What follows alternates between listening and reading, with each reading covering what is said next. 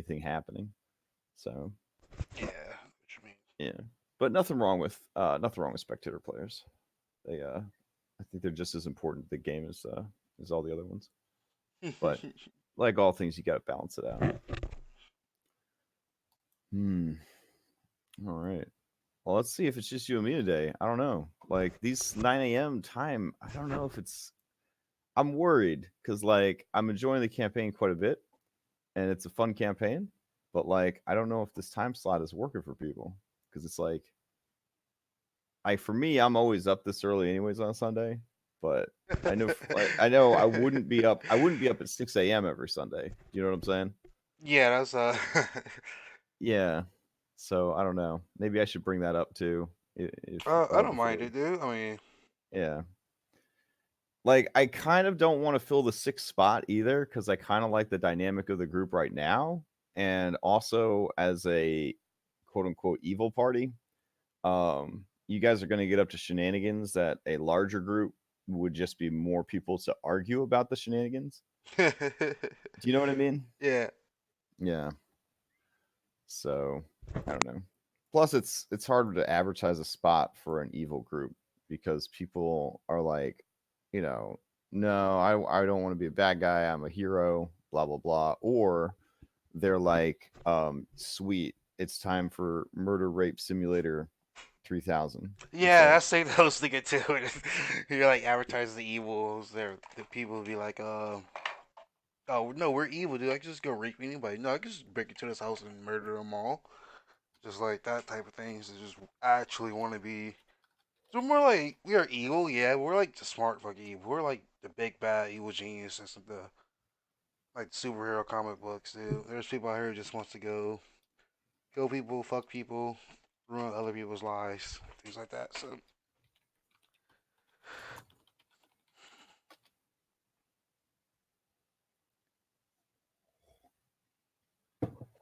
yeah, like it's so hard to play a successful evil party because so many people don't understand that you can be incredibly successful and an incredibly good team member and also be super evil. Um, it's like, look at America. Come on, we're doing great. You know what I'm saying? Like, and for a long time, we had everybody convinced we were like lawful good Captain America. You know what I'm saying? Like, yeah, it's only recently that we've kind of really screwed up big time. Now we're being called out on it. Are we the bad guys? Yeah. Yeah. I ask myself that sometimes. That's why I don't use Twitter anymore. So, It's getting in there. I'll go fix it. all right. So I think we got everybody but Jenna.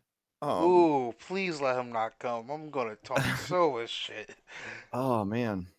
I know Jenna has a digital drug addiction, and that addiction is a disease, and it's nothing that we should shame people about.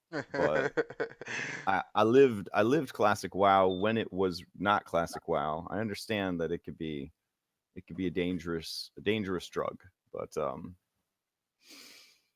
yeah. missed the That being university said, final because of that. it would be very sad Yeah. for Jenna to miss. So let's see. It got knocked loose. Oh, okay. I just plugged it back in. We've knocked it loose once before. Just plugging in phones and whatnot. We're safe. Oh, All right.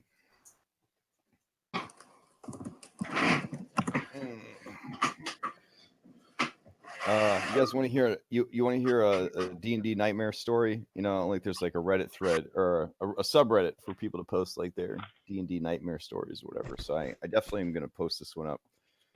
Friday night, my group role played the entire session. Yeah. Like the entire it ran over. There was so much good role playing going on. It was not a single point of damage was dealt. Someone died. Someone did die, but yeah, Did it someone was die and they still role playing? yeah. Ooh, That's that's yeah. okay. well, I mean, there was no need to fight when he died because my Yeah. money was bet on the other one. Like a player It character wasn't- died? No, it was an NPC. Oh, It was okay. it was a quest giver. Yeah. But we got the information about the quest anyways before he died, and it was a retrieval. So we're like, oh, so there's this treasure over there, eh? I guess we'll not get paid from you from it anymore, but we'll still go get the treasure. Yeah, it was good stuff. It was good stuff. So my Iron Hack game had a lot of that because Iron Hack uses all the extreme combat stuff. So very very quickly in a game like that, you learn like let's figure out other ways to handle our business that don't involve wild magic surges and getting my head chopped off. Did yeah. you ever play the D20 Song of Ice and Fire, the Guardians of Order version? No. So that one, I don't know how it compares to the Iron Hack because I haven't played that one, but it's like when you take damage in battle, if you take damage that is higher than your Constitution modifier, you have to pass a save or you can go into shock mid-battle. Oh god, what does Hackmaster call that? It's like pain threshold. Yeah. Yeah. So it's I think it's the same mechanic. Yeah. Yeah. Oh my god, pain threshold. It's basically like you're worried about massive damage, like in 5th edition, but all the time. Yeah, like every Yeah. damage. Could you imagine that in Storm King's Thunder? Oh my god, every hit from a giant, you'd be on the ground pooping your pants and like holding your shins. Yeah. Like, I remember reading the rules, thinking to myself, like, okay, so if you're doing any sort of combat, I want to be wearing full plate, and the only reason I'm not using a shield is because I want to use a two-hander to do that to them before they do that to me. well, there's a reason that historically that like mounted cavalry, like in full plate, was the shit. It was like the tank of that generation. You know what I mean? Because like, yeah, there was not a lot that was going to take those dudes out. Yeah. All right. Team Afra. Do we have both of you? Are here. Okay. All right. I guess yeah, we need to hop in and get started with or without Jenna. I will try my best. I dated a lot of Jennas. So I'm pretty sure I could handle this. I like to say Jenna is just a fantasy construct, but I have dated many of them. So all right. Let's go ahead and do a recap here of what happened last week. So, because we had a couple people didn't make it, so a lot happened. Back at the Sea Caves, the Skeletal Alchemist was finished off. Jenna and crew decided that he had outlived his undeath usefulness, so he was removed from the equation. His pathetically small spell book and odd collection of goods was taken and identified. This included a Philosopher's Stone, which wasn't actually a Philosopher's Stone; it was just a stone of good luck. Some potions that were bottled wild surges. Sounds dangerous. And a couple of healing potions. Also, a fanny pack that functions as a bag of holding, but only when worn in the proper fanny pack position. So, weirdly enough, Afra and Garuda refused any of the treasure that was offered to them. The rest of the party was like, please take this treasure. And the two of them were like, no, thanks. We don't want it. It was really weird. So then the party got some sleep. They stayed up late looking for the ship. Lo and behold, they did, once the weather had cleared, see the signal. They hopped into the boat and they sailed on out there. There was some planning, I guess, that went into this subterfuge, but not much. Be generous. Yeah. Basically, they just sort of like sailed up to the boat with no disguises, with no cover story. Hey, let us up! Yeah. And Garuda did take advantage of the darkness to fly over and perch on a outcropping of stone, because again, this place is super deadly. Stones jutting out of the water, bad currents flowing in every single direction. Very dangerous place. So he went and perched on a rock, got his little sniper setup going, and a sweet boy jumped into the water, or actually was in the water the whole time, but hung back in case he was needed. So the remainder of the party just rowed up to the ship. The people in the ship were like, "Hey, what are you doing there? We don't recognize you." And they're like, "We're the new people from that cave." And then the bad guys were like, "Oh, okay. Well, what happened to the old guys?" "Oh, they were compromised and stuff." And then the bad guys were like, "Ah, okay. Well, sucks for you. We're leaving." And then the party was like, "Wait, we have goods." And then they used illusion magic to show that they had goods. And the bad guys were like, "Right, those are the goods that we dropped off with you that you were supposed to sell. Those goods, like, we're here to give you more goods and take any, slaves you might have." The party kind of like put their coconuts together, try to come up with something real quick. Then they tried to convince the crew of the Sea Ghost, "Well, what's done is done. The past is in the past. Let's talk about a new partnership.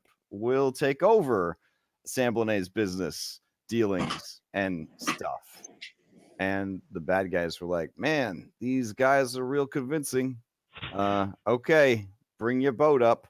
And then they did, and then they set the boat on fire while they were still in it. And then a crazed swashbuckling combat ensued that involved people being blown up. Two snipers, one in the crow's nest, one up on the rocks, aka Garuda, were shooting back and forth at each other the entire time. Occasionally, Garuda was taking out key personnel as they went to use ballista against his teammates. Fight going on under the boat, fight going on the boat. At one point, the ship was not being captained or piloted, so it started drifting towards the rocks. May I interject one Sure. point here before you actually end on where things stand? Yeah. Currently, Alvis finds himself in the hold in a stalemate with some crew members, convinced that you guys are raising hell topside. Oh yeah, You the may- party's also divided in 4 different ways. So Yeah, wait, what? Yeah. Oh, also Afra, in a moment of like pure like Rambo-esque badassery, you called attention to yourself to draw it away from Pietro and the others, and basically started shouting, "Shoot me! Fucking shoot me!" And then, as everyone else jumped into the water for cover, you started climbing the rigging with no cover and nothing to defend. And then everyone on the boat shot you. Not one of them missed. Not even one of them missed You were when they shot literally you. shot like 7 times. Fortunately, the last person to shoot you shot you pretty much from 20 feet away with a rifle, and the kickback knocked you into the water, where the shell sharks were waiting for you. But do not worry, Wet Willie was there and has rescued you. You have some hit points, are surrounded by shell sharks. Honestly, it's like the sea caves all over again. But I think it's going a little bit better than that. So I don't think it's going better than that. Just you were not there for the sea caves, but let me tell you, it was one of the most Saving Private Ryan moments of Dungeons and Dragons that I had seen in a very long time. I think at one point someone was stuck to a wall through their guts. Because I had to roll for you. oh. Okay. It was crazy. All right, so So we have all that out of the way. I see some activity from Jenna, so Jenna might be joining us soon. So let us go ahead and move back to the battle that is currently underway. Oh boy. All right. Yeah, so you should be able to see a nighttime map of a ship. There should be a lot of stuff going on here. If a miniature has a blue dot, that means the miniature is down in the water. If the miniature does not have a blue, because obviously the shark over here is not getting ready to fire the ballista. Think that. Yeah, but it's crazy. There's some crazy stuff going on. Below deck, you should still be able to see yourself there. Oh yeah. Alvis, yeah, making deals. Garuda, you're over here on this rock. It is very high up in the air. You are currently having a sniper battle with this woman right here. The two of you are completely abusing 5th edition rule mechanics. So she is dropping prone to gain full cover from the crow's nest. You are dropping prone after every shot to ensure that attacks against you are at disadvantage. Yeah, it's wild. It's some wild stuff. Oh yeah, and there's 2 versions of the captain right now. So it's very hard to tell which one of these is the real Captain Sigma at this point. It's probably the one that's piloting the ship, but the 2 of them are kind of like hip to hip sort of thing, so unknown. All right. Any questions before we get started? Do I have any spell slots left? I don't think I used any spell slots, but I think I And I think I only used- have one. I think I used all of your charges of healing, or you know what? I don't think I got a chance to use all of your charges of You healing. didn't get a chance to kill Yeah, after getting Yeah, potion. yeah, you got shot too many times. Yeah. Okay. Yeah. So I have all of my magic stuff still. Correct. Yeah. All right. And a new collection of holes. Yeah. Question: what was the plan? Like, what's now the plan? 'Cause they're all huddled up together. So, what was your guys' plan when you guys huddled up? Well, I was instructed by Jenna that somehow Alvis had to save or salvage this, and yet Alvis is currently surrounded. He is grappled with a hook inside of his belly, and also has no idea that any of you are overboard. So I had managed to just kind of convince the pirates in the hold that you guys were, killing their captain, and that if they just stop, then the way he sees it is if you guys come to the door, they get amnesty. If their captain comes to the door, they have a prisoner.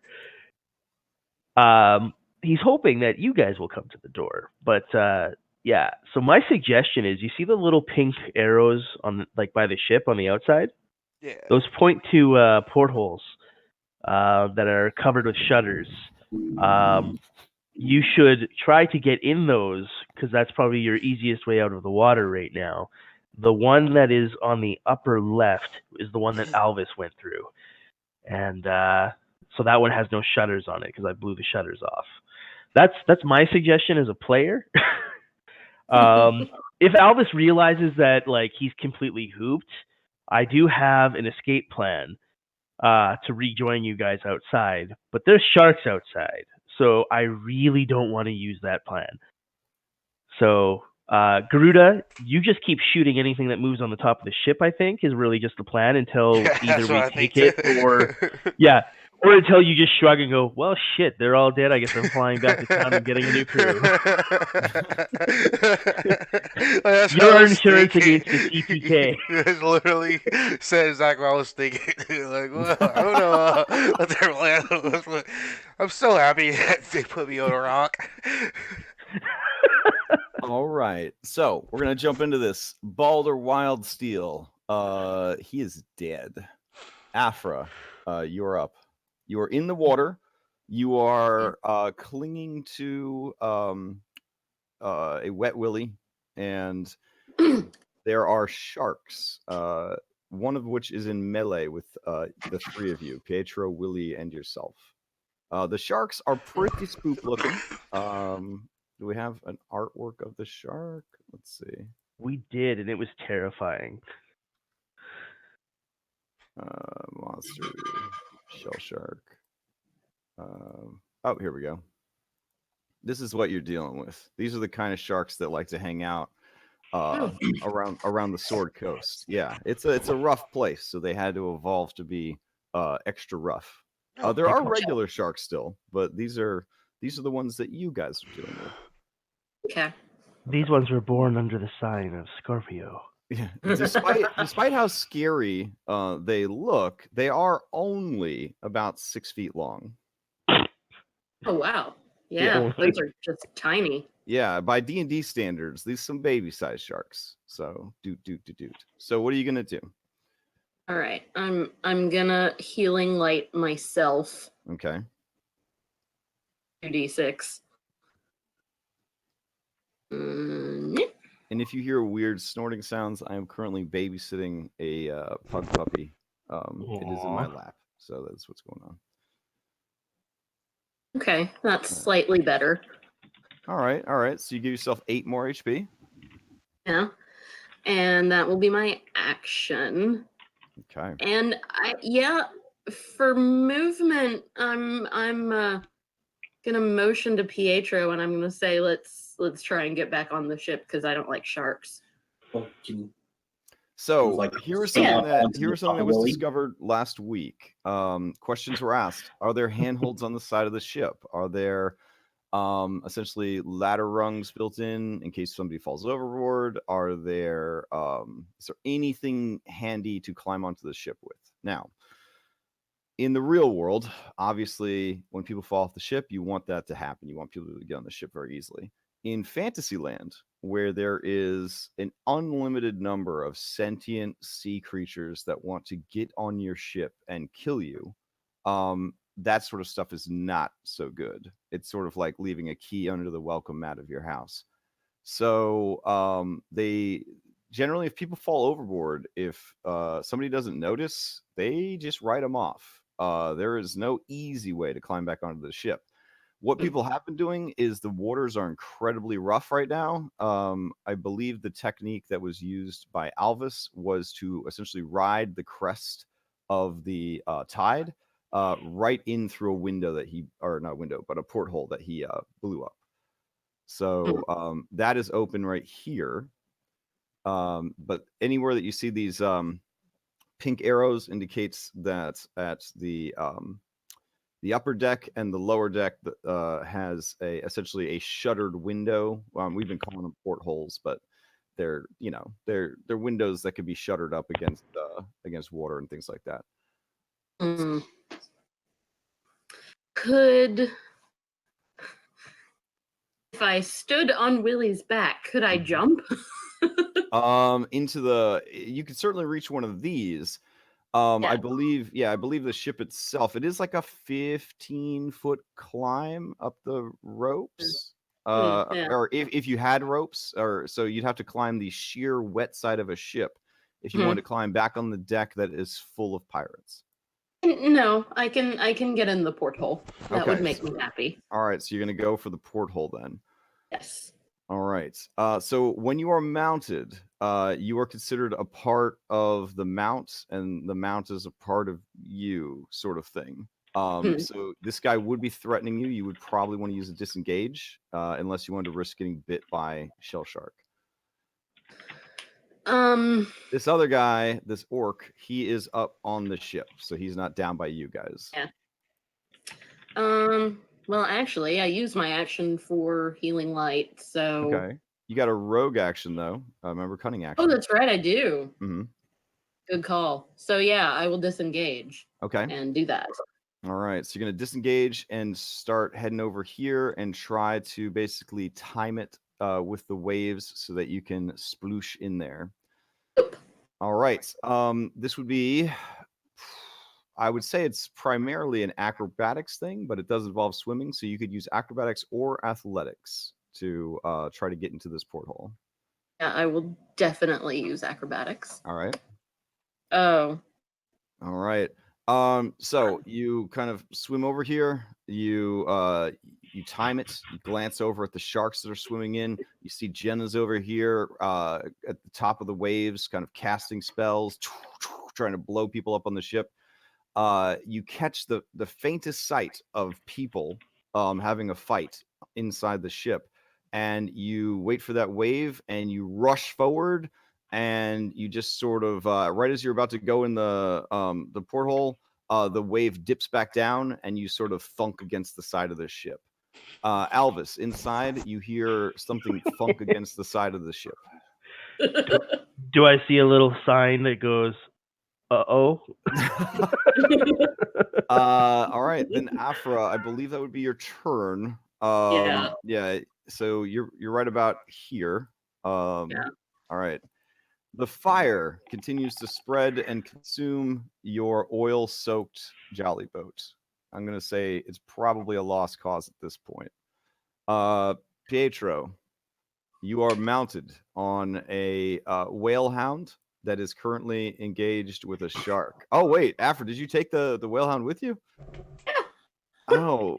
Did you kick me off? Wouldn't Okay, he never have mind, just I'll been put him like back. moved with? Well, if you were pulled along with the whale hound, it would have been forced movement, so I would not have gotten an opportunity attack on you. So Okay. yeah. Well, Okay, well then All right. you can. Yeah, there you go. All right, what next?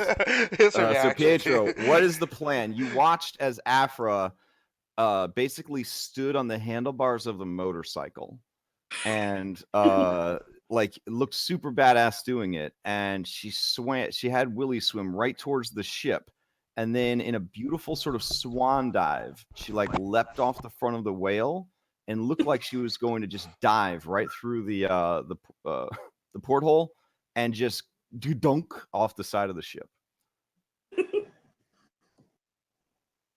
So what would you like to do? there we go. I'm going to try, even though I just watched Afra take a nosedive in an effort to do that. Yeah. I'm going to try and get in. Okay. Well, I mean, I don't have to deal with the shark right now, so I'm going Yeah. to try and get back Okay. in the fray. Okay, so you're going to try to climb the side of the ship, or do you want to go through the porthole? Go through the porthole. Okay, so give me an athletics or an acrobatics, because it's a narrow opening, balancing on the whale, that sort of thing would be acrobatics, but also it's a climbing, swimming situation, so athletics could also be used. I'll give you an athletics check. All right, athletics check. Oof, with a 9. Again, it's not the hardest thing to do here, but with the waves that are kind of bobbing and crashing, and the ship is moving, and Willie is moving, and Afra's like splashing around, climbing back onto Willie's back. Yeah, you kind of grab the side of the windowsill there. So again, inside, Alvis, you and your new friends, you briefly see a muscled half-orc hand sort of grabbing at the windowsill, and then you hear sort of a banana peel sound, and the hand disappears. All right. Did I land back on top of Willie? Yeah. You're still cruising in that same general area. Right. Well, looks And like I got some you still have food your coming. action. This was part of your. Okay, in this was part of that your case, speed I'm was going to take a attempt to- pot shot at old One Eye over here with my crossbow. All right. Not the shark that is directly threatening us. Well, there's Willie. Okay. I'm more concerned about getting shot in the forehead. Yeah, Yeah, Crash, I I mean, gotta honestly, if I was a shark and I had a choice of a scrawny land ape or a strange half, well, I guess you're both land apes, or a delicious roast beef that is wrapped in salted fat, I think I know what I would be attacking. All right, yeah. So you slip on Willie's back as you try to climb in the window. You land on his squishy hide. You kind of climb back in, shake it off. You look up at this half orc. You take a shot at him. It goes wide of the mark and draws his attention. All right. Anything else from Pietro? No, I think we're done failing for right now. Okay. You do have some speed, since you didn't use it to climb in the window. If you wanted to abandon Afra and dive under the waves for cover from shots. No. No, all right. Oh, I need to make up for yes last time. Okay. Question: Where is Jenna Up at? here, we got 2 Captain Sigmas. Yeah, so the 2 Captain Sigmas briefly kind of crash into each other and stumble about. And I think that'll be it for that particular oh, you know what though? You know what? We do have a sniper up there. So I think one of the Captain Sigmas will run up to the side of the ship here and is going to launch a fire bolt at Garuda. This might be a magic missile situation. I think you're in range for a magic missile. It's 120 feet. Yeah. Bitch. Yeah. All right. Yeah. So she's gonna just launch a magic missile at you at level 1. So this will be 3 glowing darts of energy. All right. Here we go. 1, 2, 3.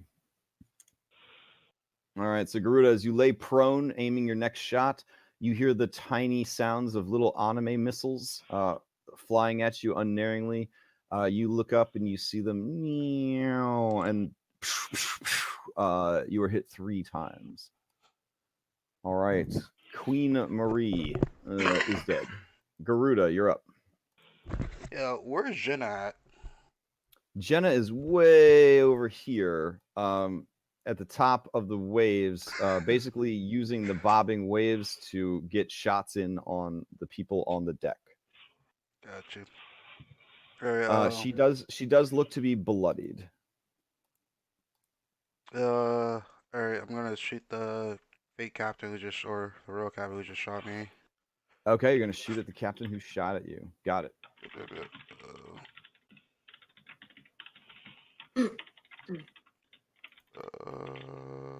Sorry.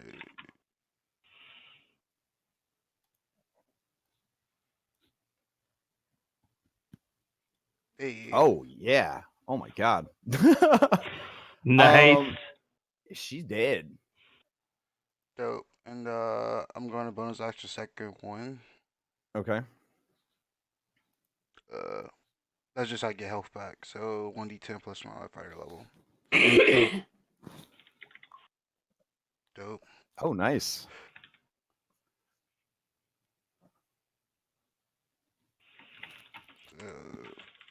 Then I go back prone. Okay, and then you drop prone as a free action. Got it. That'll be my turn. All right.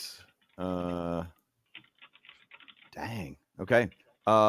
Willie is up.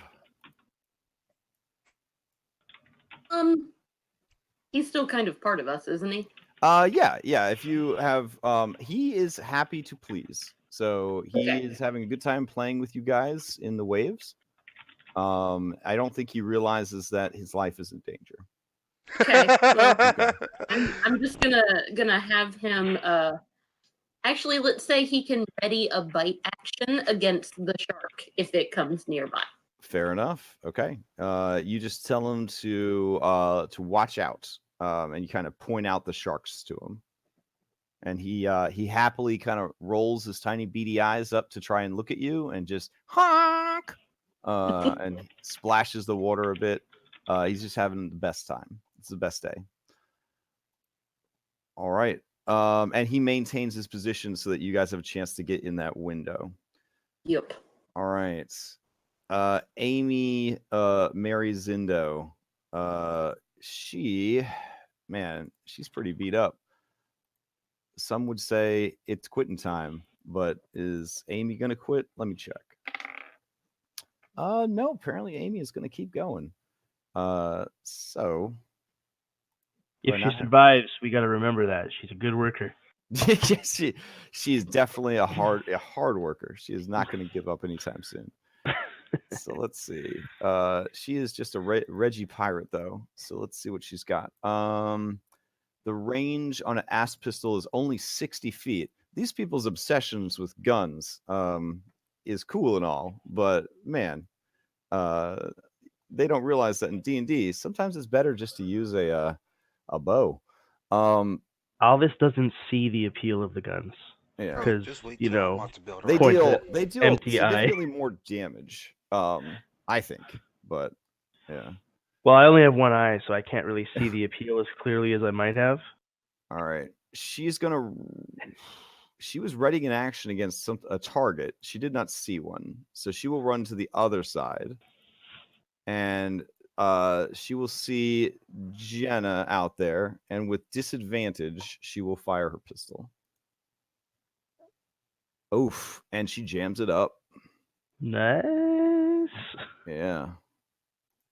So, frustrated, she just sort of chucks the gun down on the deck. That is her turn. All right. What do we got? All right. Sheldon's turn. Let's see. Sheldon is fighting with these goddamn snakes. So that's what Sheldon will continue to do. Hold on, I thought his name was Swish.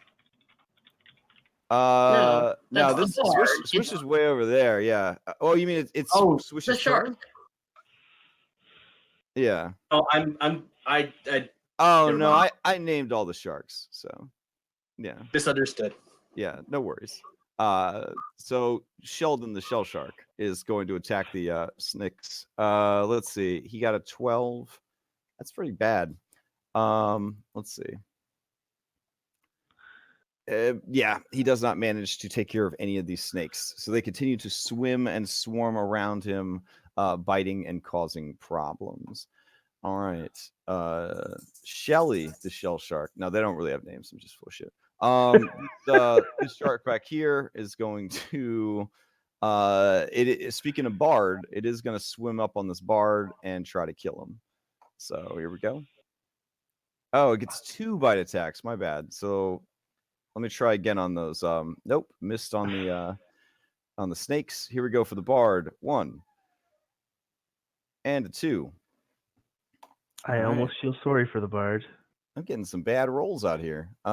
He has a pretty good armor class though. Only one of them hits, but it hits for 18 damage. Holy shit.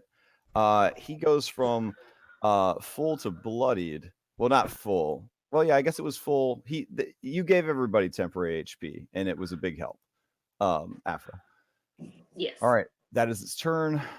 These guys, they are not sure what to do. I think at this point, curiosity would probably get the better of them, though. So, those of you who can see on top of the deck, you see a lizard folk.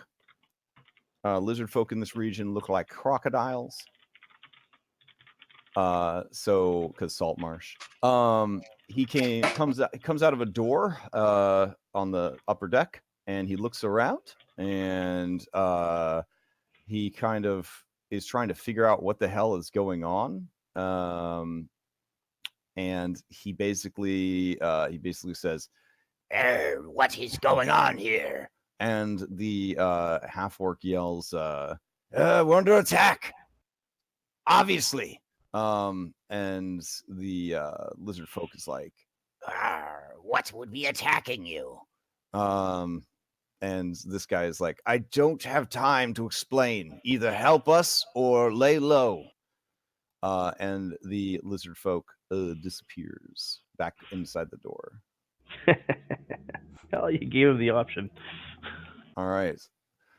Dreamer McDaniels, he sees that there's a fight going on between this bard and this shark, but he also sees that there is a lady there to shoot at. He will shoot with disadvantage at her.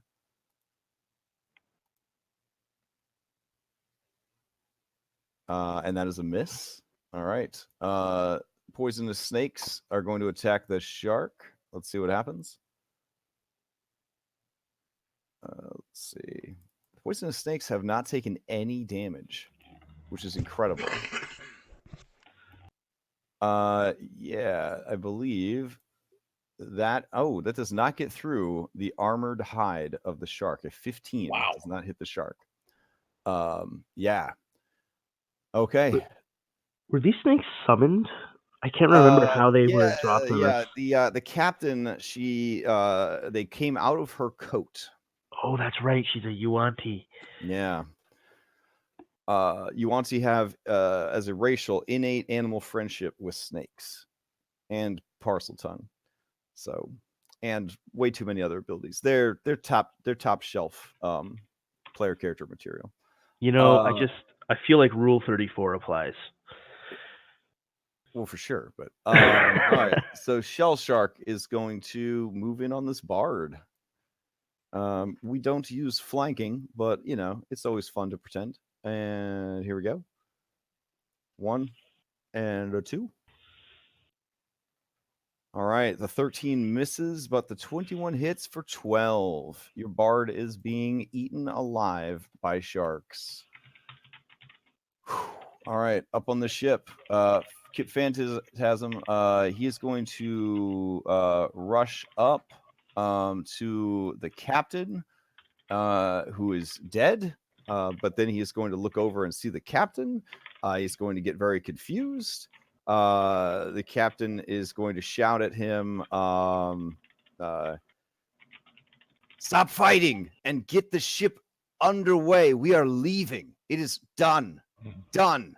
Whoever's still standing, stop fighting. We're leaving. And he cries out, aye, aye, and starts his thing. That message travels amongst the rest of the ship, and they start lowering sails and getting they're starting to work on getting the ship out of here.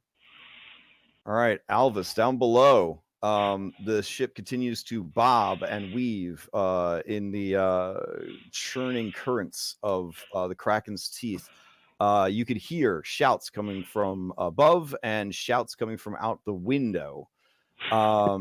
Shouting is coming down from up top through through the grates, and they basically are like, we're getting underway, we're leaving. So Lady Hook, who has you hooked in the guts, and you have a frosty armor kind of threatening her, and she has the hook threatening you.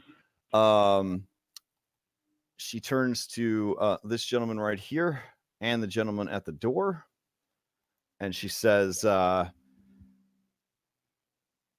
sounds to me like we're doing just fine. Alvis, what are you going to do?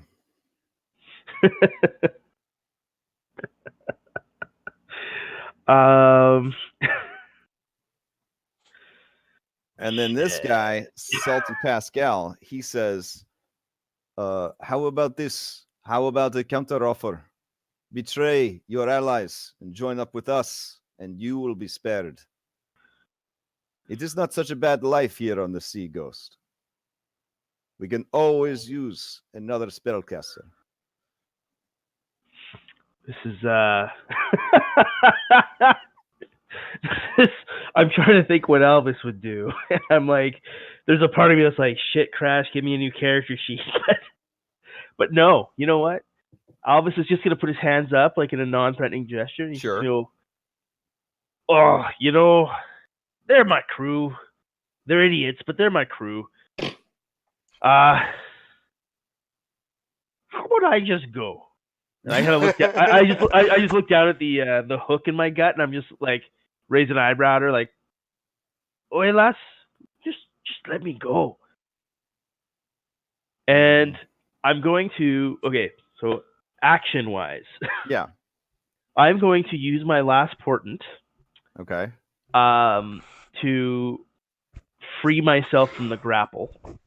Okay. So you're doing using it for an acrobatics or athletics. Right, and the DC was only a 13. Right, and the portent is a 12. Right. And I have a 2 or a 3 depending on which of them. So I meet the DC. Sure. So I'm just like he's almost gently like pushing the hook out. Mm-hmm. So you action to kind of free yourself, and she's hesitating a bit. Yeah. Something about your hideous, mangled, two-faced complexion appeals to her. Yeah. Well, that's the thing, and I'm grinning at her. I'm just gonna give her a quick peck on the cheek, And I know that this is risky because my action was not a disengage, but Yeah. he's going to turn and dive out the fucking window. It's up to them to decide if they're going to try and strike out at the magically ice encased wizard or not. Give me a persuasion check. Oh, that's so not my wheelhouse, but let's right. do it. All Hey! right. Yeah, seeing that you are covered in like aggressively sort of particle affecting ice armor and everything else, and that they have other business to attend to, and kind of realizing like, if we attack this guy, whatever that ice is might hurt us. They do not take opportunity attacks. I'm jumping out the window. Okay.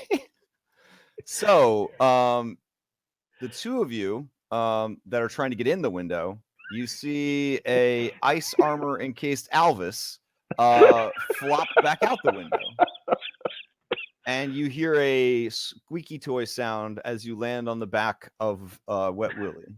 Oh shit! And he kind of looks up at you. Honk. Oh, we best be going back to the lake house, I think. This might not have been a good. Where's the pretty one? You see Jenna over there, just in a Worlds of Warcraft cutscene, just shooting more magic than she has spell slots for, and throwing up magical shields to block bullets, and just generally trying to be a total badass as she is single womanly trying to gun down every fucking pirate on this ship. I will say that had even one of you gotten into that porthole, Alvis would have stayed and fought. But with the crew like dedicatedly trying to get the ship underway, and Alvis realizing from Thump 1 and Orc Arm 2 that the bulk of his crew is not on this ship, it was time to piece the hell out. All right. You do also look over and you see just sort of a cloud of blood in the water, churning with sharks over here. Yeah, that's on the bright side, it has definitely attracted the other sharks, so they probably won't bother you right now since there's easy prey and lots of blood over there. Alvis will press F for swish. Okay. Oof, that's a... Yeah, actually, Swish would toast be dead because the sharks have advantage on anyone that's missing hit points.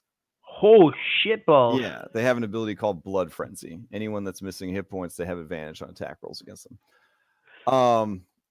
Yeah, so you don't, unless you want to throw a heal over there to prolong his suffering.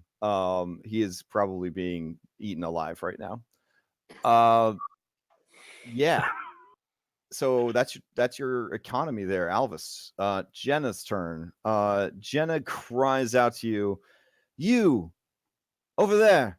We are not leaving. They're obviously frightened. Look, they're trying to escape. Now's the time more than ever. Get on board." That's actually very spot on to what Jenna would probably be saying right now. Yeah. Probably super pissed I jumped out the window. Jenna's the girl that gets her man or woman beat up at the sports ball game because she like picks a fight with the biggest, most aggressive sports ball fans of the other team that are there, and then pushes her significant other up to do the fighting. That's been my experience. All right. So she is going to start swimming. She's going to dip below the water, and she's going to bank on these guys attacking the bard instead of her. Let's see. What does she have for spells? With 30 PCs, I don't generally make a point of memorizing the spells. Spell list. Jenna was telling me that I think she's out of actual spell slots and has resorted to cantrips now. Oh, damn. I think I see two. It says 2 first level spell slots are left. Oh, maybe. Okay, no more shatters. I know that. Yeah, much. no more second level spells. I was seeing if she had something for movement, maybe. But I am not seeing one. No, Misty Step would be level 2. Touch of the Sea. Seems like something she'd probably want to do. You get a swim speed equal to your walking speed, and you can breathe underwater. That But would probably be really good now. Yeah, so that's what she will do. She will do that to herself. Get some fish parts, and now she has a better speed, and she could definitely dip way underneath the water. So I'm going to say that she's probably underneath. She's using you guys and Willie as cover, essentially. Also, probably very true to the character. All right. So, man, okay. Other lizard folk, they're having a conversation about what's going on out there. Yeah. That brings us to Dallin the Hero. Dallin the Hero, he looks at you, Pietro, and he takes his gun and he does like a little spin with it, and he puts it away, and he just shakes his head at you, and yeah, he starts helping get the ship underway. He's walking away. Can I flip him the bird? Absolutely. And he kind of grunts like a chuckle at you as he goes about doing his business. All right. Yeah, this one's going to join the feeding frenzy. There's not a lot of swish. So let's see. At this These are point, with they're more drinking a smoothie than they're eating these food. are with advantage. Oh my, but he did flub it anyways. So the first one was a critical, second one was a critical fumble. Maybe he attacks one of the other sharks. I guess we'll find out real quick. So with the first attack, he did quadruple damage. And would have paralyzed Swish. Swish is paralyzed forever though, so that's not really an issue. And then as the frenzy really picks up, okay, it was made with claws. No, it was a bite. So yeah, so there's not much left of him. They are already just swallowing just big mouthfuls of Swish. All right. Down below, you don't know what this dude is up to because you left. Swish is dead.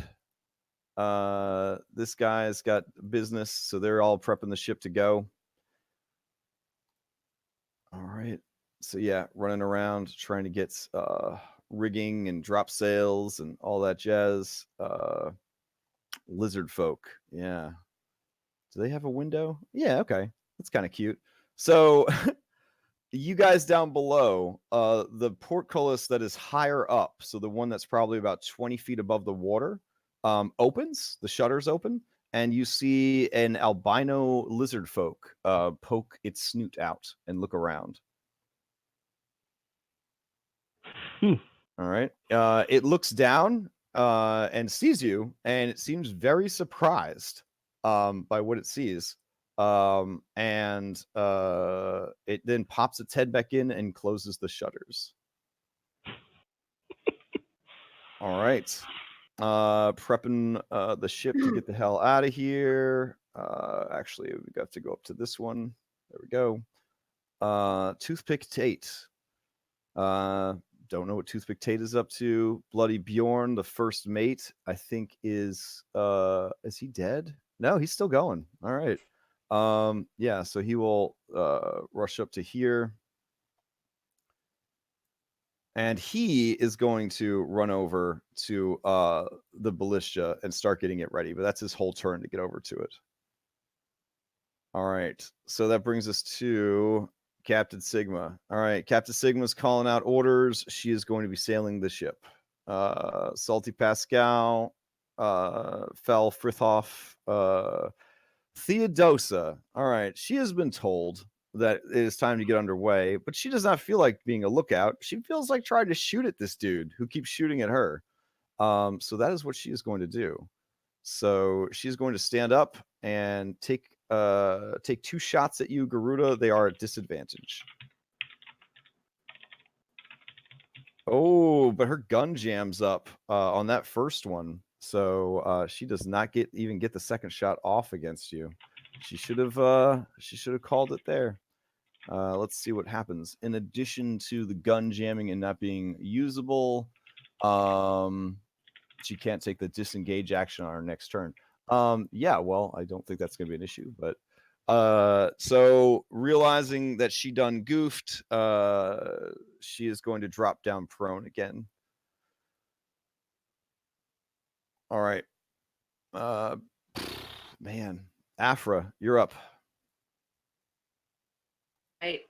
What are we doing? Are we running away, or are we? Oh giving yeah, I her should have also power? mentioned that the ship would have moved on the captain's turn. So let me get that underway. So it'd probably be easier for me to just move everyone who's not on the ship than to try to move the entire ship and all of its occupants. So let's see. We'll move you guys like 45 feet. There we go. Back here. So this would go here. And then Garuda, you would go here. And all them rocks would also move. I mean, the captain is probably pretty like she's got a lot of hit points. I was thinking like I'd cast sleep or something like that to put her out. I have ice knife, but I doubt that would take her down in a single shot. Same with like a level 2 magic missile, probably wouldn't actually take her down. But we basically have like one turn. I could web the deck, and which would web her. Oh damn, that would web up the wheel too. That's what I'm thinking. Like it's Oh, kind of one of shit. those if we can't have it, you can't have it things. Oh, Because I'm sure that shit. they would hit some rocks if I Oh do yeah, that. this is a very dangerous place. So yeah, like if there's not somebody constantly piloting this thing, and even then, yeah, like it's bad.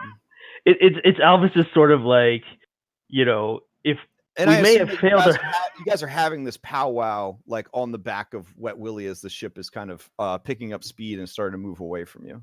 Oh yeah. Yes. Sorry. Yeah. So, but I mean, ultimately, Afra, you are, I believe, Willie's primary. So if you move him, wherever you move us to is wherever we're going to end up being. So I'm just stating some of the options. Okay. But it's up to you. So try and get in the other porthole. Oh, the one that you're getting ready to pass at the back of the ship. Yeah. Okay. That's not open. Yeah, I had to firebolt the other one into it. So, oh, is that the blood spray? Yeah, that's the blood clouding up the water. Let's see. I could Eldritch Blast it. True. I could Sacred Flame it. Eldritch blasting it would probably work better because it's force damage, so that would kind of knock it open. Okay. Yeah, we explored all the damage types on Friday. Yeah, radiant damage is akin to sort of like radiation, so it burns and sears and like screws things up on like a cellular level. Okay. Yeah. Well, then I will Eldritch Blast the porthole. Oh yeah, all right. That is a spot on shot. You slam that force into it, and you hear a sort of cracking sound. You're pretty sure that them shutters could be pulled open now. Okay. It So wasn't then enough, it wasn't enough to just blast them completely off, but you're pretty sure you knocked loose whatever was going on to keep them barred shut. Okay. Well, then I guess I would like to try and climb in. All right, so you maneuver Sweet Boy over closer to the sharks. All right, you go ahead and give me an athletics or an acrobatics to see if you could kind of shimmy from whaleback to window. You're only fucking damn it. 10 here. Okay. Yeah, as you go to do it, you kind of grab hold, you pull one shutter open. It kind of like snaps against the side of the ship. As you start to pull yourself in, another crested wave hits, and the shutter slams back shut. You pull your hurt fingies back from the sill, and are not able to get in this turn. Motherfucker. All right. That said, mounts in 5th edition, they have their own action economy for movement, so he will probably be able to keep pace with this ship for a good while. So if you want to continue to chase them through the Kraken's teeth, as you are chased by sharks, that would be totally something that could happen. All right. The rest of you who are on Willie, you do see that she has the shutters open. She was unable to get the timing that she needed to kind of ride the wave and jump from whale to ship. All right. At this point, yeah, I think we'll just say that Jolly Boat is Dunski's. Yeah. Okay. All right. So we won't worry about Jolly Boat anymore. Pietro, Kill you're up. it. I will try. I will try and do the same thing. All right. You're honest to God, you just need a 10 here.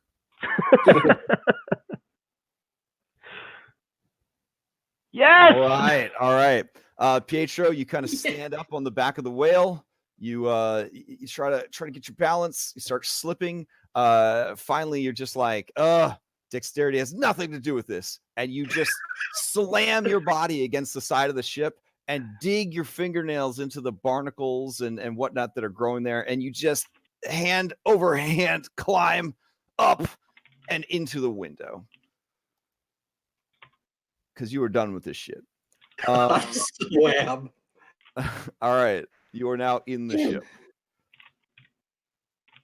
So you are over here, and I can describe this room to you real quick because it is some sort of bedroom. Ooh. All right. Just over this shit. Let's see. This location is, I believe it was there's so many locations on this ship. Let's see. Yeah, 13. Man, the fact that I knew that without the map being marked was kind of crazy. All right. This cabin occupies half the stern section of this deck, with one bulkhead running along the center of the ship. Along this bulkhead, leading up in the direction of the bow, is an enclosed companionway. At its foot, a door in the central bulkhead leads to the other part of the stern. On this door hangs a dark blue cloak. Well, there you go, treasure. A single bunk. The bed linen heaped in a pile is set against the hull. At its foot is a brass-bound wooden sea chest, its lid closed.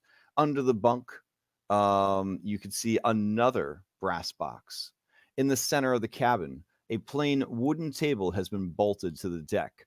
Possibly still on it, but more likely on the floor at this point, are 2 books.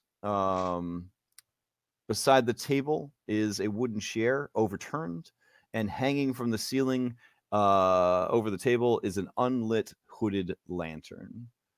Just aft of the hook that holds the lantern is a hatch measuring 3 feet on a side. So there's a lot of stuff going on here. There is.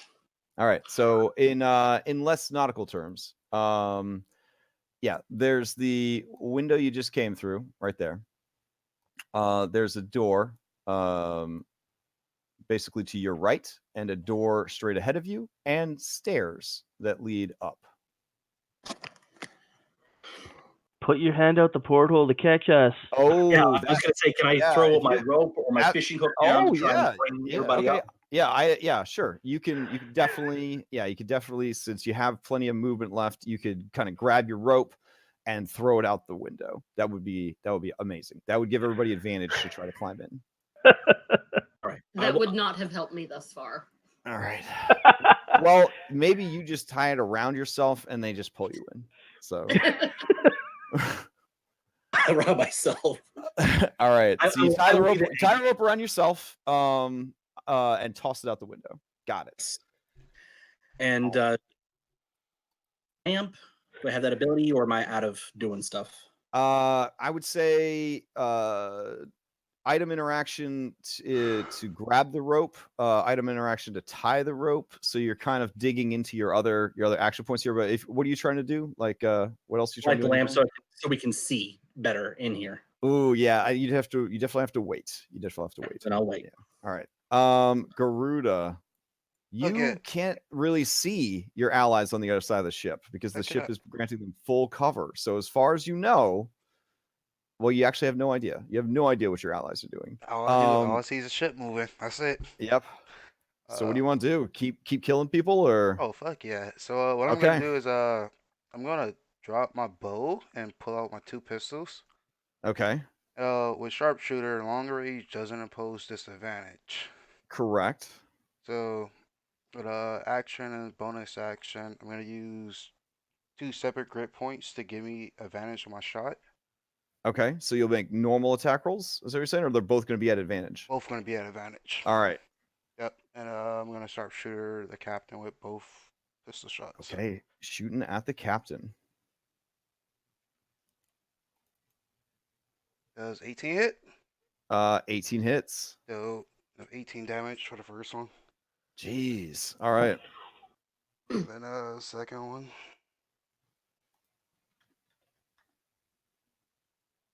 $19 damage. Yeah, she drops. Hey. Oh! And I am going to knowing And that I as she shot does, the wheel just spins wildly as there's nobody there to fight the current. and I am going to drop back down. All right. Move back a little bit because is Sure. this like cover right here? Yeah. This would be a higher piece of stone. Yeah, I gotta fly up there and move back a little bit because I forgot that dude is on a ballista. Yeah. And that'll be my turn. Okay. Willie is going to he's gonna honk happily. He sees that there are sharks though, and the sharks are going to be coming for him. He is not sure what to do because the sharks look like a little bit aggressive for playmates. I think honestly he would defend. He would probably take a dodge action rather than a ready to attack. Okay. Because he'd probably be more interested in not being beat up than he would of trying to bite through these stony ass looking sharks.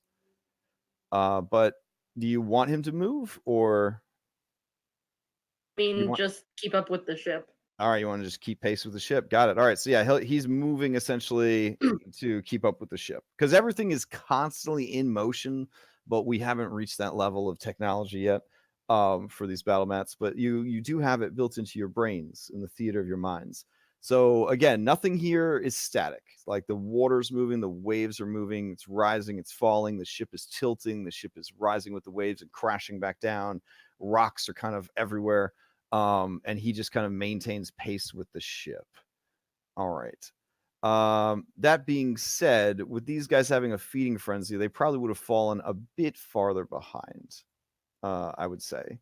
So that brings us to this lady right here who is still alive. She is just doing her business with the ship. She cries out, the captain! The captain! And everyone kind of looks over and they see that the captain is down and the wheel is spinning wildly out of control. All right. Oh, also these jabrones that are having their eternal struggle, they would be way back here at this point. All right. Damn. All right. So she's going to. It is too far for her, but she'll try. She's going to rush up here, and then she'll have to use a dodge or not dodge, a dash action to get to the captain. All right. Little sharks. I'm going to say that this guy is going to be busy with these snakes. We're just going to remove him from the initiative count, or just skip him. All right. So up here, we've been eating. We've been having a good time. I'm going to say that because they held back to eat, it's going to be a bit more time. So they're going to swim and reach you, but not be able to make an attack this turn. All right. Lizard folks still debating what to do. They're going to. God, yeah, I think they're just gonna lay low. They're not really. Yeah. Do they hear that their captain just went down? I mean, who knows? Who knows? I mean, they're shouting it pretty loud. Dreamy McDaniels is looking pretty scared, but he is going to maintain what he's been told to do. These guys aren't involved anymore. These guys are going to swim up. That'll be their turn. So basically, these sharks are just going to keep pace with you guys because I believe they have the same speed as your sweet baby. He's got a 40 and they've got a 40. Yeah, so they're not going to be able to really get any attacks off if they're trying to keep pace with him essentially. As long as both units are are swimming, it's going to be just a constant swim and dash back and forth. But they are definitely maintaining the course because they are still hungies. All right, this guy. Oh man.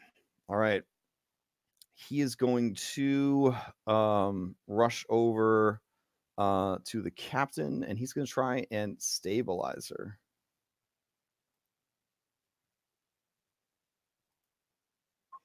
Hey, they're trying to stabilize the captain?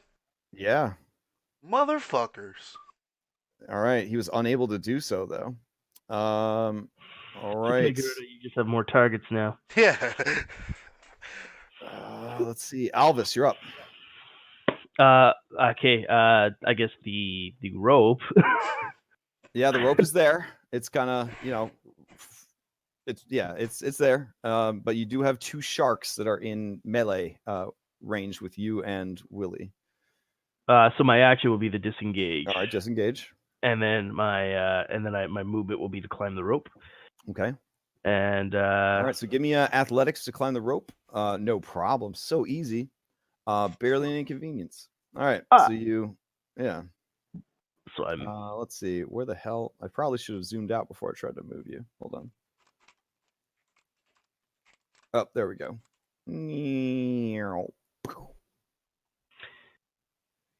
As I get in, I'll like tap Pietro on the shoulder, like, "Oh, thanks, Mitch."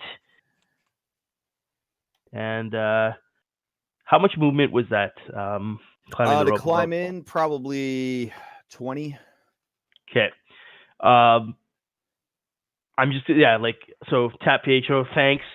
Afra's still down there, and I'm just gonna step in here. And you said there's stairs and a door, right? Yes. Stairs are here. Okay. So I'll just wrap around there. That's the last of my move. Okay. I'm just moving to start heading upstairs because if we're in the shit, we're in the shit. Okay. Yeah, Jenna not about to let this go. So she's gonna swim up and then she will try to grab the rope as well. Let's see. There we go.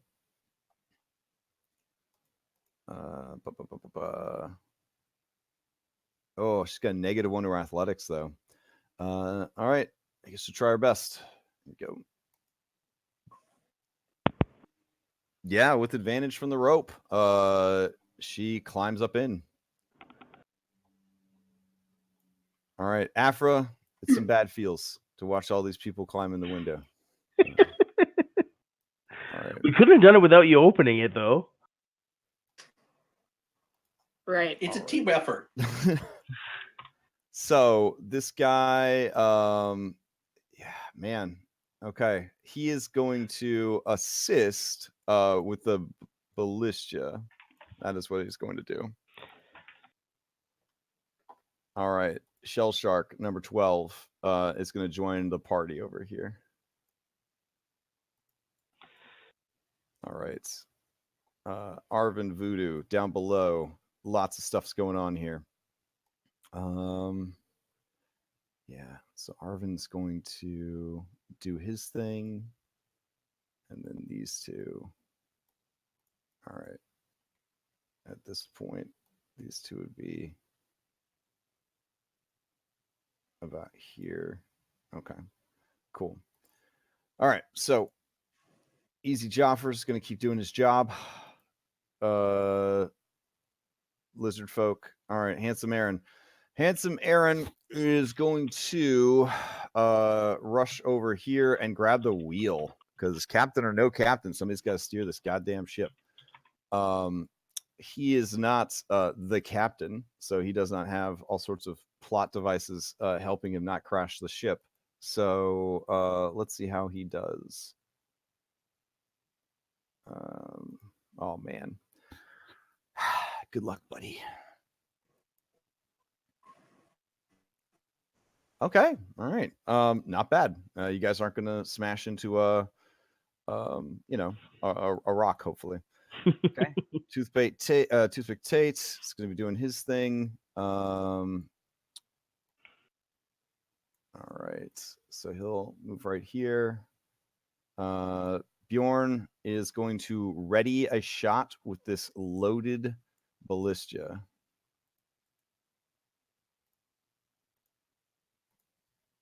So that's what he's doing. All right, captain's bleeding out. Music stopped. Did the music stop? Yeah. Oh, it's still playing on my end. I don't know. Did it stop for everybody else? Yeah, stop. Oh. Or to be fair, I'm probably don't even have music playing. Or Okay. yeah. All right. You may try reloading your Roll20 in the browser. That might kick it back on. Yeah, I'll just refresh. So Salty Pascal and Foulmouth. All right, what are they gonna do? Man. All right. They're gonna rush upstairs because they got to see what the hell's happening here. Yeah, so they arrive up top and they look around like, what the hell? And Bloody Bjorn shouts, there's a sniper! There's a sniper! Watch out! And the captain's down. And they both kind of like swear and they look around and see what's going on and they see that the sails are being lowered and the ship's underway and they're going to rush up. And this guy's going to run to this person and they're going to say, that's not the captain, she's over here. And he's just going to shake his head in confusion. And then he's just going to take a dash action to go to this ballista. She is going to move up and over. But she, yeah, all right. I don't think she would have, she'd have to dash. So that is her turn. All right, no longer has a gun. She is just going to stand up and shout down and actually do her job as lookout. So that is what she's going to do. Afra, up to you. Oh, finally. Okay. All right, so what are you going to do? Hum, hum, hum. Get in the ship. Willie away. Yeah. I'm gonna tell Willie to run away Okay. back to the lake house. Okay. And then I'm gonna try and get on board the ship. All right.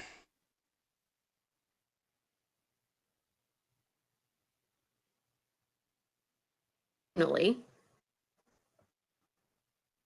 Yay. All right. Yeah. So you get back on you get onto the ship. Let me move you to the lower part of it.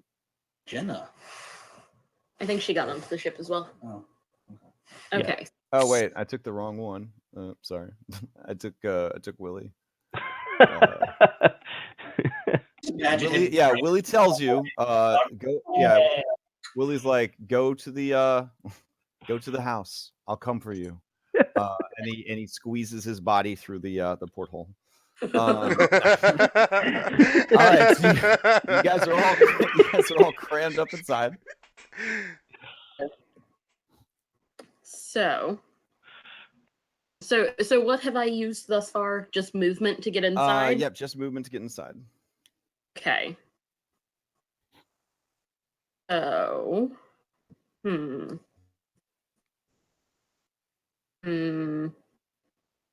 So where is there a door?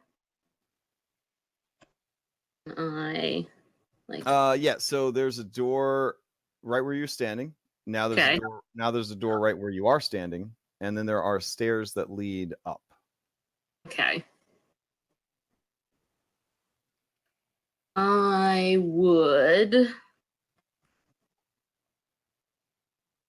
I would like to kind of belly crawl on the stairs and push the door open. Okay. Kind of peek at what's going on upstairs. Yeah, so it is the deck of the ship. So when Okay. you peek out, yeah, you see people are dealing with rigging and they're trying to get the ship going and all that jazz.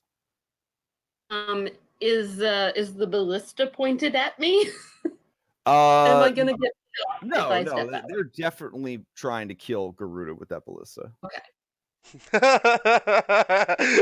Yeah. All right. All right. In that case, I would like to move up on deck. Okay.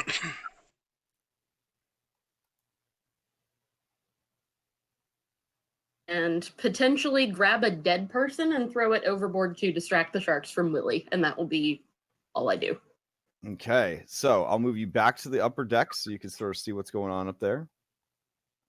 Now you did use your bonus action to disengage, right? So that the sharks wouldn't pull you off of Willie's back and eat you. Yes.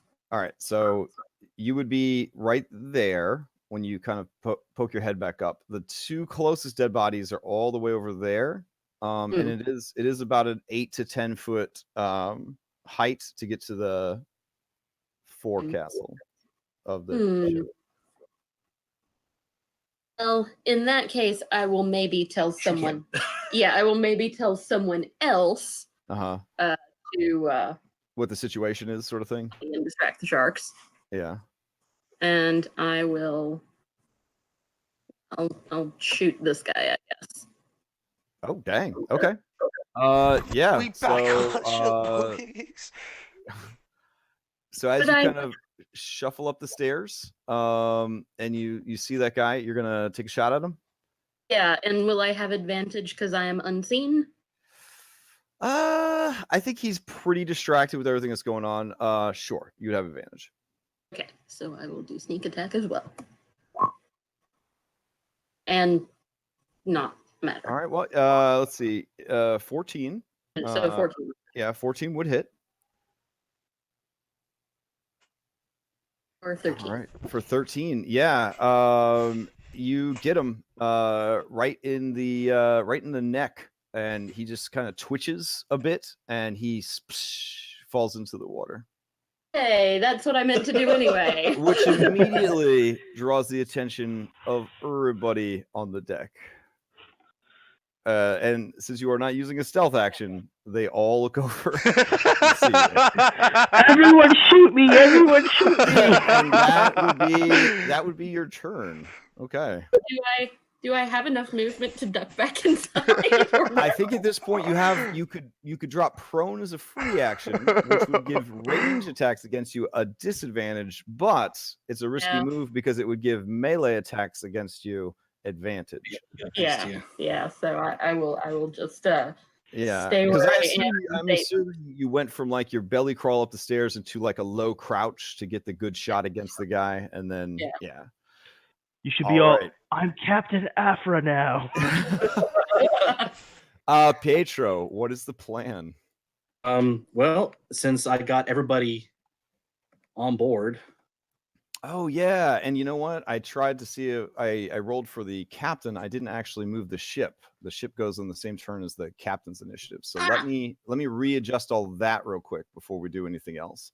That might change how you. Well, I don't know. You're in the ship, so it might not change how you feel, but it would free up my brain to help you with that.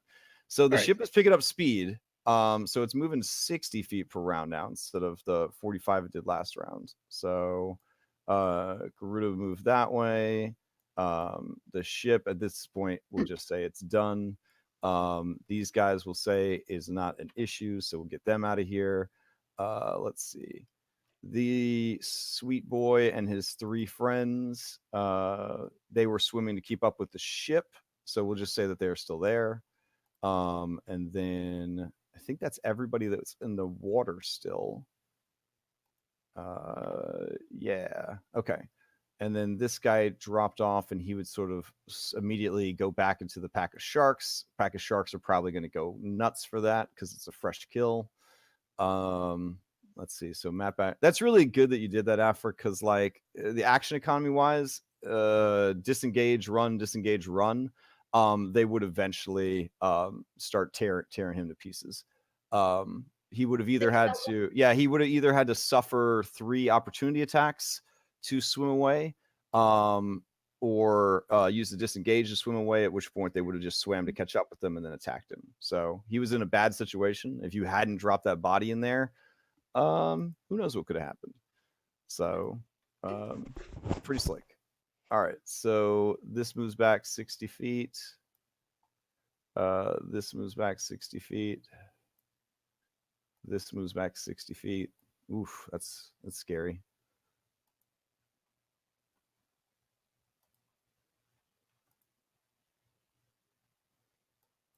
Let's see. There we go. Yeah, again, this is sort of the pirate equivalent of an asteroid field situation. Like it's a place that you would go if you felt you were a better pilot than the people chasing you, or if you did not want to worry about other ships being around.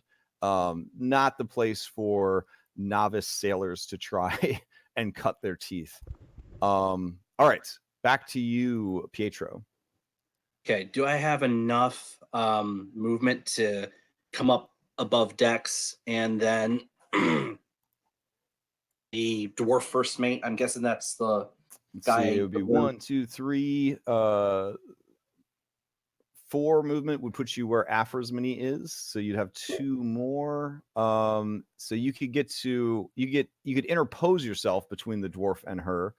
You could definitely reach Gerald the Grudge if you wanted to engage him in melee. Let's do that. All right. So you rush up the stairs, push past Afra, and you could get to about there. I draw my rapiers. Okay. Yeah, these guys seem pretty surprised to see not crew coming from below decks. They kind of share a look of confusion as you come rushing at them. Okay, go for it. All right. Since they're confused, does it mean I have advantage?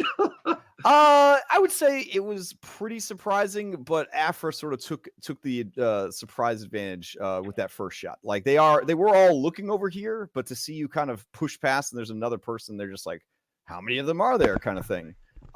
If anything, I would say that they have a look of pause on their face, like they are very quickly running some math on this whole situation. All right. In that case, I will to kill the guy in front of me. Okay. All right. Okay, so you go to swing on this dude once and then twice. The second attack is going to hit. Let's see what kind of tomfoolery happens with the first one. Let's see. Oof. All right. As you were kind of push past Afra and you're racing across the deck, you see how there's this grate here? Yeah. As you pass over it, your foot dips down into the one of the holes in the grate, and your momentum keeps carrying you. You hear a snap from your ankle. Your speed is down by 5 until you finish a short rest because blood of heroes and all that jazz. But yeah, you did give your ankle a bad twist there. You still finished up and you run this guy through with your rapier. He is alive, but he is barely alive.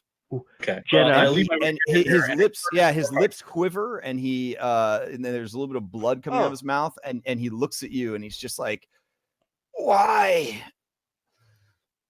I snarl at him. I say, "I am back, pendejos. I am Pietro de la Vega, and I will kill you." Okay. So Jenna, we've taken the ship. I'm now the captain, and we're just killing the couple of mutineers that are left. So Garuda, what is the plan up there on your rock? Second verse, same as the first. Okay, so you're gonna come around and take a shot? Yeah. Okay. Walk All right. up here and then Hold on just a second for me. Motherfucker.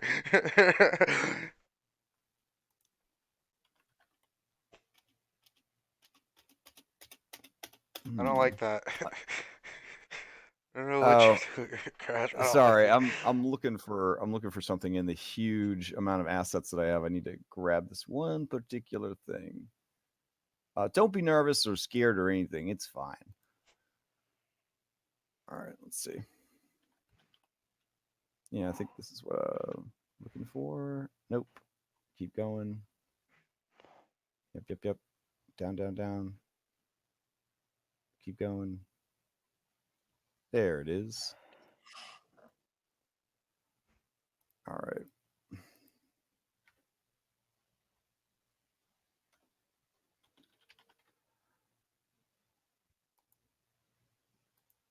Okay. Yeah, they're gonna fire that ballista at you. Okay. Okay. This could hurt a lot. Yeah. Yeah. So, let me check the range. Press F for Garuda. I'm definitely fucking scared. Yeah. And they are working together, so this is going to be you are within range and they're working together. This is going to be at advantage. Hey, Crash, I'm happy I did not get that character concept art drawn in. Well, let's see. Let's have that character concept art drawn. What's going to happen? All right, yeah, you are hit for 16 points of damage, so it's not the end of the world. Oh, really? It's not as bad. Yeah, it's not as bad as being shot with a cannon or something. So yeah, you take 16 points of damage as this ballista bolt flies past you, tears free some feathers, a little spray of blood, but you manage to avoid being impaled entirely by it. Does that automatically hit? No, but oh, sorry, it rolled on the GM layer for some stupid reason. Alright, It rolled a 21. Yeah, I'm not sure why this sheet is set for GM only. I'll have to figure it out. It's the character sheet for the actual ship, so that's why I had to grab it from the adventure thing. Fair enough. I was just asking. I was scared for a second. It automatically hit. I was like, nope, I can't do that again. Oh no, it did not automatically hit. Yeah, it rolled a 21 and a 14, so and it had advantage. All right, so that is that. I think future rolls will be visible. Let's see. Yeah, there we go. Very cool. Okay. Well, I'm already up here and I just got shot. Really ain't no bitch. And he sees that the two people are trying to help the captain back up. Yeah. He's gonna pull out his pistol. He's gonna store one of the ASPs and pull out a second one. Okay. So I already loaded, and then he's gonna shoot his pistol and ASP at the guy in the blue who's trying to resuscitate. Okay. These are just gonna be normal shots.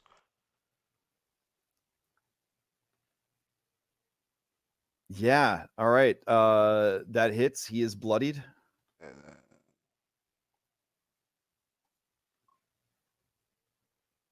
13 is enough. Yeah. He takes one in the shoulder, and having lined up your first shot, you take the second one, and his head just explodes. And he just sort of flops over on top of the dying captain. I'm gonna move back and go back prone. Okay. All right, Willie's turn. Willie is going to play it safe and do a disengage anyways. Just in case these sharks are not happy with their new meal, and then he is going to swim away. So down and away is his plan. Okay. Amy, man, she sees that this dude is taking care of the thing. Firthos is there. She doesn't have a gun. She will try to stabilize the captain. She can't stabilize the captain either. All right. And let's see. Knowing that she's being shot, yeah, that's her turn. All right. I think at this point, this guy would not be able to hold back his his curiosity about what is going on. So Afra and Pietro, you see a lizard folk open this door across from you and step out. Briefly before he closes the door, you see that there are two other lizard folk in there, one with white scales and the other who looks surprisingly the same as him.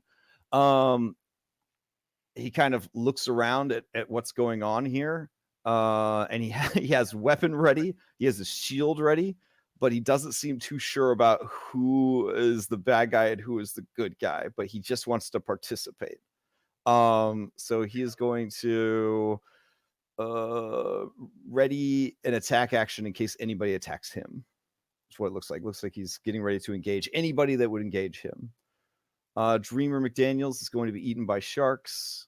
Sharks are going to eat that guy. Kip is dead. This guy is beat up real bad and engaged with Pietro. And he looks up at what's going on over there. And he looks at like the madness that is happening on the ship. There's dead bodies everywhere. There's rocks everywhere.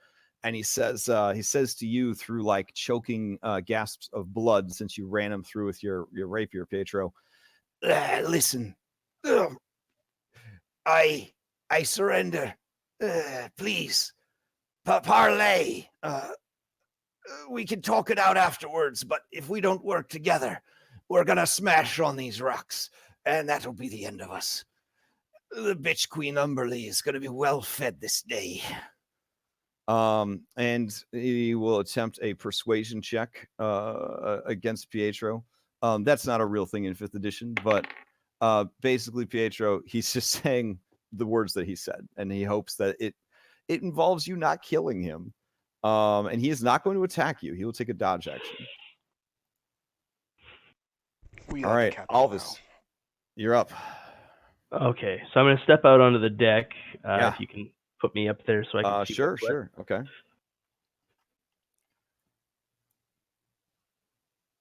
Because at this point, I've heard screams. I've heard Garuda's guns blowing things off. I've heard splashes on the water.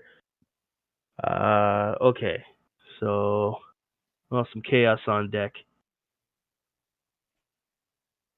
Okay, so this is like suddenly for those who I guess we haven't all known each other a lot of time, but Alvis is normally very like devil may care, and yet just taking a quick survey of what he sees on the deck of the ship, he completely like changes. Like now he looks like focused and everything else, and he's literally just bellowing orders as he walks up here towards the captain and to the wheel, and he's basically ordering the wheelman to get them like steadied. He orders Amy. He doesn't call her by name because he doesn't know her name, but he orders her to stop dealing with the dead captain, get back to her post, and get the sails in order, and says that like we need to get out of the rocks here or we're all dead. But he's yelling it in his guttural voice, which I was not using just now. And then very casually, as if he's not even waiting to see if anyone listens to him, he bends down and with Jenna's fork and knife, he sticks the fork in the captain's throat and slits her throat with the knife. Just as if it was another task to complete while getting the ship in order. All right. Yeah. So you come up, you start shouting orders, you reach down, you go to slit the captain's throat.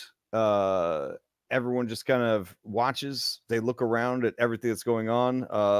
Because there are people loyal to her around, I would say that you do still need to make an attack roll to sort of represent that people would be possibly trying to stop you. Does that make sense? Yeah, that's okay. Let's see here. So it is advantage because she is prone and incapacitated. It would be an auto crit if it hits. Do I have a dagger? Yeah. Okay, so I'm just gonna roll the dagger thing. I don't know what the stats on those things are. Yeah, they're just daggers, but are also magical. All right. Yeah, so a 13. So right as you are about to slit her throat, Amy kind of grabs your wrist and says, She will be worth more alive than dead. Ooh, gold. I like gold. Elvis will nod, take his hand away from her throat, and say, if she comes to, we'll consider it. Get to your post. And All right. yeah, and then at that point, I'm just going to be observing the wheelman to see if he actually has the skill required to do what he's doing. That's my turn. Okay. He is barely competent. I will, on my next turn, when I have more action economy, I will move to assist him. Got it. All right. Jenna, you're up. Can I get a little recap? If you don't mind? You are currently below deck, in a room. There were 2 chests in the room. There were 2 books in the room. There are 2 doors in the room, a window, and stairs that lead to the upper deck. That's the most immediate update. Okay. Other than that, the ship sails are down. It is underway. Everybody managed to pile onto the ship before it got away. Swish the Bard was eaten alive by sharks. Aw. Garuda double tapped the captain who dropped, but is a essentially a main character villain type thing. So she is making death saves, and her crew is trying to help her. The ship is entering even more dangerous waters. It is in danger of smashing to pieces against the rocks. And your party is fighting the remnants of the crew, and Garuda is still sniping from his various sniper perches, while the first mate and another pirate are trying to gun him down with a ballista. Okay. I think that catches you up. Sounds good. All right. Yeah. So Jenna would follow Alvis up. Okay. All right. So let's see. Be 1, 2, 3 to get up here. Oh, you also are under the effects of your fish person spell. Because you needed to swim away from the sharks, so I figured you'd wanted a Touch of the sea. swim speed. Nice. Yep. Yeah. That's why I prepared it. All right. Cool. Yeah. So you are down. Sorry, you're down to 1 spell slot because you did use that one to use one of your last 2 spell slots. Okay.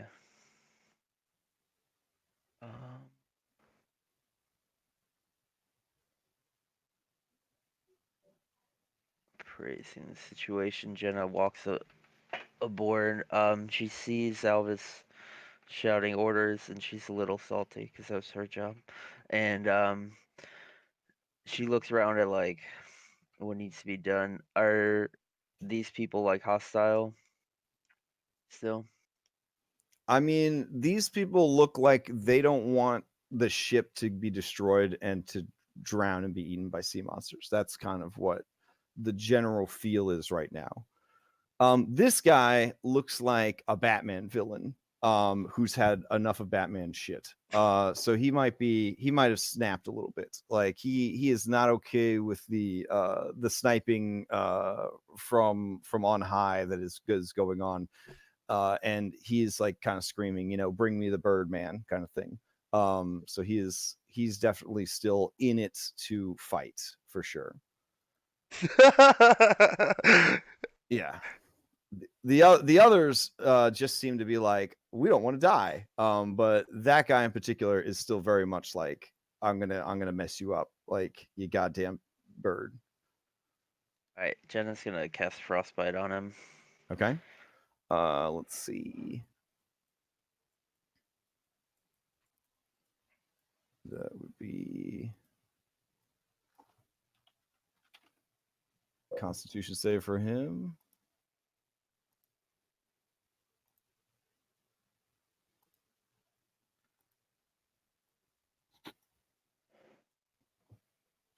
All right, yeah, he fails. So he takes 4 points of damage, and disadvantage to his next attack roll. Got it. Yep. And then Jenna would just start, pulling whatever lines she needs to do to help get the sails down so they can turn the ship and not run into rocks. Gotcha. All right.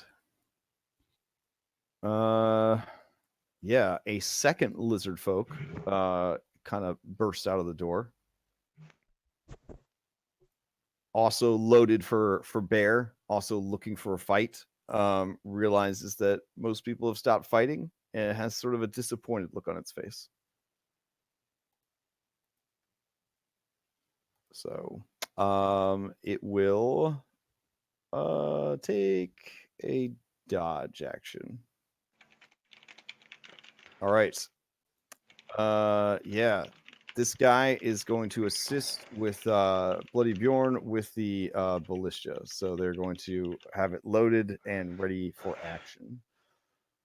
All right. Shell sharks aren't an issue anymore at this point. They might be an issue later. This guy right here has been below decks. He is going to run up top.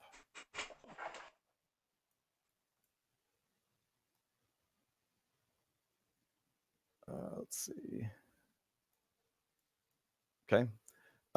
He looks around and sees like the absolute mayhem that's going on here. He looks over and he sees you, Alvis, and he narrows his eyes as he thinks about what you said below deck.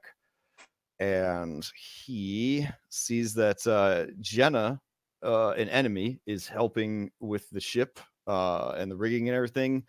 He has a deep sigh, and he is going to rush over and start assisting with the rigging and try to make sure that this thing does not just completely go tits up. Good man. Same here. All right. This guy is going to keep trying to sail the ship. All right. Here we go, regular pirate. Try to sail this ship. He just needs to last one more round. Oh. Oh shit, guys. Yeah. A wave hits the ship. It causes there to be like a shifting of like the ship. Everybody is going to move this away. So to the north of the map, or sorry, the top of the map. So everybody's going to move. Let's see how many feet.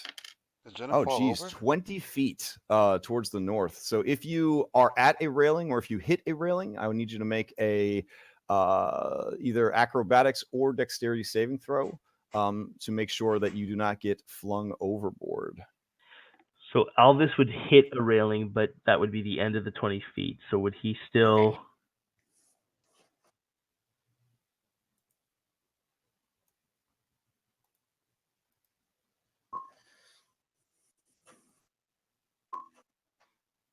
All right. So Mary kind of splooshes over the side of the ship. The ship basically banks so hard to the right that it is almost like 45-degree angle or worse. Like that's how sideways the ship just went. As everybody kind of goes in that direction. This guy and this guy, this guy and Afra both made their saves, so they sort of like just slam against it. However, when he was going, he pulled hard on that wheel and he banked the ship hard to the right. It is careening right towards some rocks now. So just kind of keep that in mind. I think at this point, since everything's constantly moving, we'll go ahead and do that. Garuda, that's going to take you off of the map, I think, to a certain extent. We'll finagle it so that you're still on the map, though. There we go. And then I could probably get rid of these sharks for now. So move them all back that way.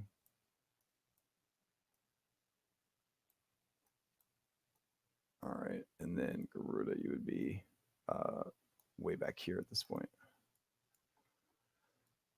All right, so Handsome Aaron, not his best effort. Though in its defense, it's a pretty dangerous place to be trying to sail a ship. Yeah. So Jenna, I think with a 9, you would go over, yeah, sploosh into the water. Now you do have a swim speed, and I don't know if the ship's going to be going that much further if it's about to crash into these friggin' rocks. That is his turn. Let me move everybody else across the ship though, who just got force moved. And this is force movement, so you don't have to take any opportunity attacks or anything like that. Easy Joffers. See what happens with him. Yeah, he's over. Let's see. Bjorn and this guy. Let's see. 1, 2, 3. All right, he hangs on. Bjorn. He hangs on, but isn't there at the ballista right now. 1, 2, 3, 4. Oh, dude, lizard folk. Damn. Okay. Let's see what happens with them real quick.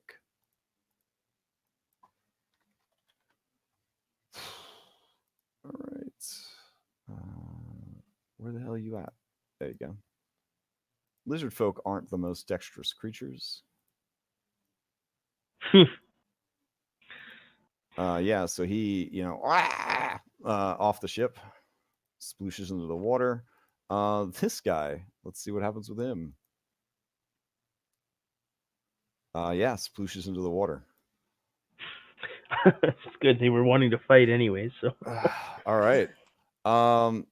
And this guy would have probably asked, if I'm passing by the mast, can I use my reaction to try to grab it? And I would be like, yeah, you can use your reaction to try to grab the mast. That's what I was going to ask about the wheel. Yeah.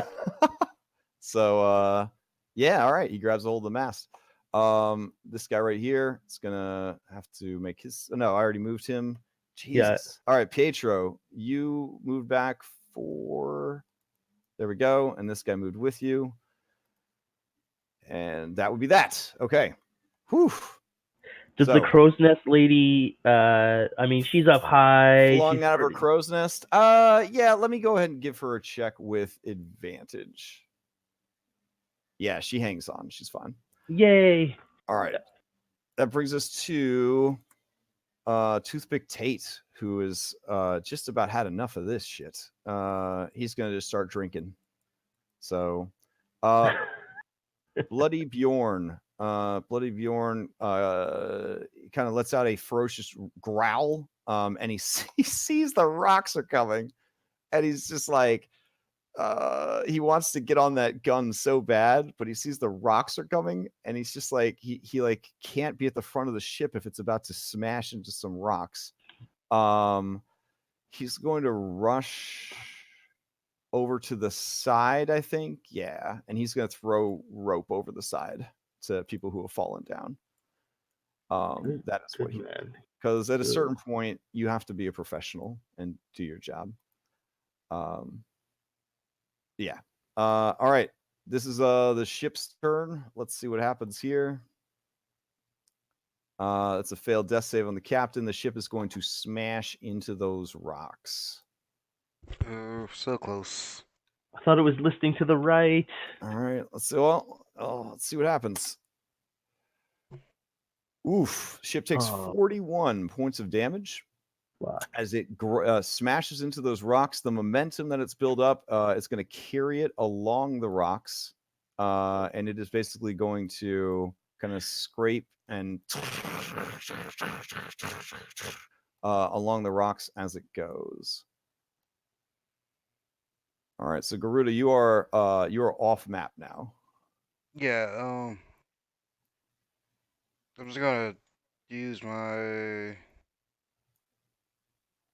So there's like another rock over there. I'm gonna action dash over to the other rock. I don't think I was like. Oh, sure. Yeah, when your turn comes up, totally. So I'm sorry. I thought it was my turn right now. My bad. Oh no. I'm just letting you know that as the ship is like shifting and moving, you ended up off the map a bit. Fair enough. All right. Whew. Okay. Salty, Foul, all them peeps, they're basically just going to try their best. Oh yeah, I guess this person would have flopped over to here. Oh, and you know what? The captain would have actually flopped right over off the ship, I guess. I was thinking that too. Yeah. Yeah. She would go past a bunch of her allies who would inevitably be like, can we try to grab the captain's body before she goes over the ship? Blah, blah, blah, reactions. So let's see how that goes. Nope. Yep. So Amy Zindo is holding on to the captain's unconscious body as the ship is like listing terribly. Nobody is currently steering it. Phantasm, he's probably over the side. Didn't have a head anymore. It's whatever. Oh my god. All right. So Salty is going to rush over and grab the wheel and try to right things on his turn. And he does a passable job. Like he starts getting the ship from completely capsizing, but it's not great. Jesus. Okay. She is going to rush over and yeah, she's going to rush over to the rudder and try to help with the steering that way. Okay. Yeah. So Lookout is crying out that there's it's going to be close. You got to thread the needle basically for this bit. But if you can make it through here, you'll be into open seas, is basically what she's saying. All right. This guy right here, he's just going to go take up his post right here. The rigging. Afra, you're up. Okay. God, I have like no skills that are helpful in this situation. Throw a rope down to Jenna. Oh yeah, I suppose I could do that. Now, on a ship, like there's just piles of rope everywhere. Okay. So yeah, it wouldn't be it would not be unreasonable to just be like, I grab some rope, because there's just rope everywhere. Yeah. Well, Yeah. I will grab a rope and Okay. try to throw it to Jenna. All right. Yeah, so you go ahead and give me an athletics or just a dexterity, whichever you prefer, to try and get that rope right at her. Otherwise, it would just be tossing it off the side of the ship. But if you're trying to get it right to her, definitely give me one of those two. All right, so you throw the rope. It kind of gets caught in the wind and the momentum and just, along the side of the ship. So Jenna, there are two ropes tossed down into the water at this point. Okay. All right, anything else from Afra? You do have your roguish bonus action you could use. I guess. And your move, if you want to use your move, because you really just took an action. Yeah. I'm just gonna dodge. Okay, dodge action. Got it. Oh, yeah, that's what I'm gonna do. All right, Pietro. It's getting pretty wild. The ship just got ground up against the rocks there. You can reach out and touch them. That is how bad it is. What are you gonna do? Does it look like the dwarf that headbutted me off the boat is a threat? This guy right here that threw the rope off the boat? Yeah. I mean, he is definitely the toughest dude here. Not counting you guys. He is definitely the toughest dude here. But right now he seems more concerned. I think he kind of snapped to it when they smashed into that rock. Like he like the bloodlust is down a little bit. I think if people continue to get shot though, who knows what's going to happen to this guy. But right now, he seems to be helping you guys' efforts. And he seems to be one of the most capable people that's still standing. Well, in that case, I'm not going to try and shoot him with a crossbow. I will also try and throw a rope to... Everybody just throw it overboard. All right. I threw a rope, just shoved overboard. Give me an athletics or a just raw dexterity to see if you can make the throw and hit Jenna right in the face with that rope. Okay, so, it's either dexterity or what's my other option? Or athletics skill. athletics Okay. because you're better at that. All right.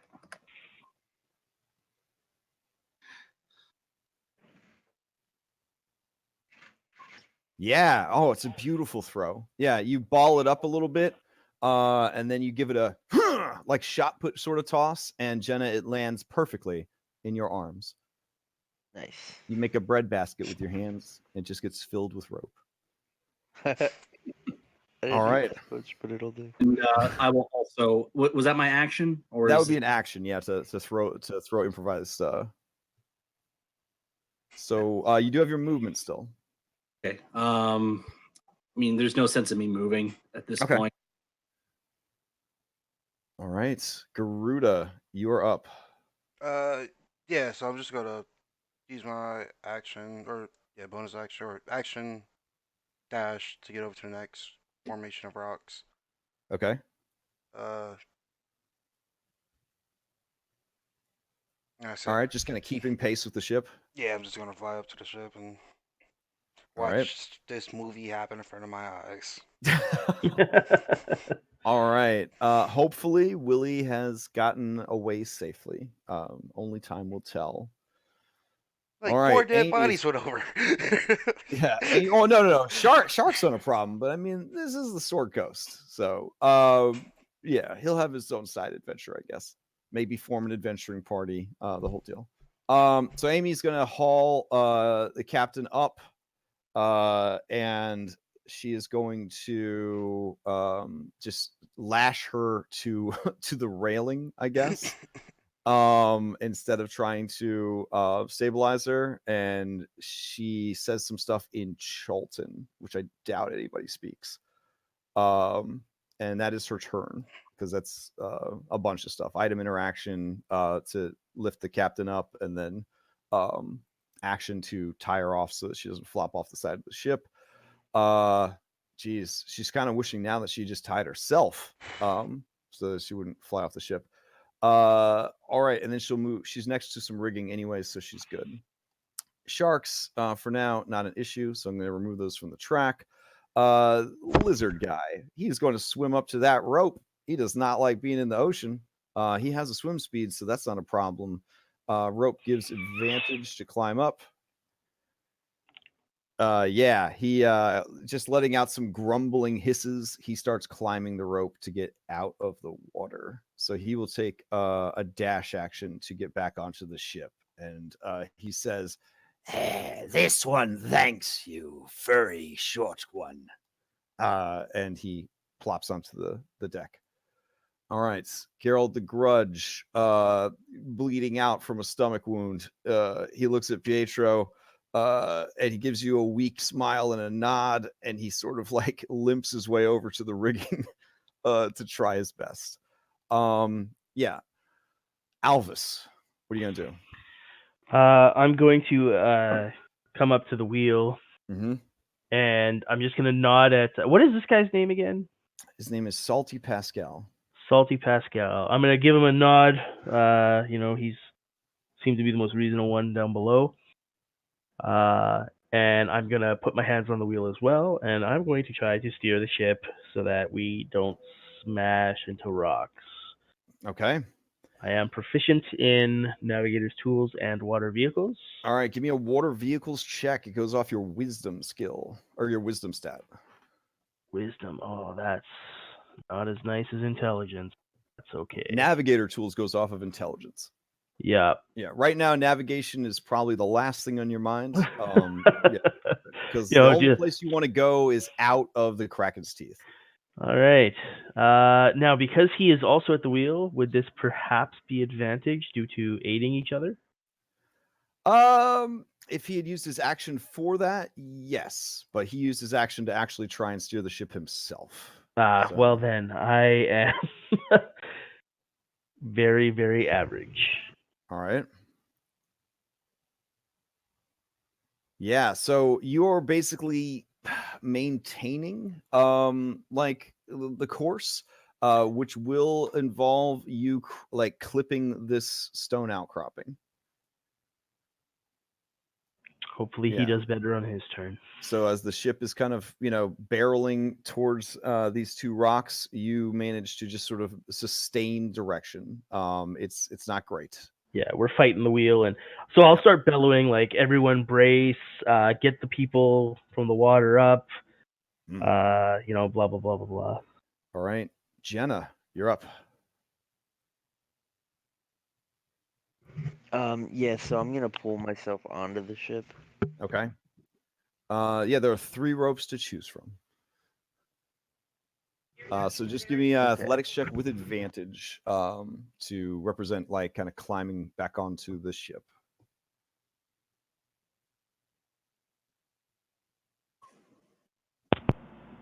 Yeah, 16. All right, so you swim merfolk style over, grab hold of rope, and start climbing up.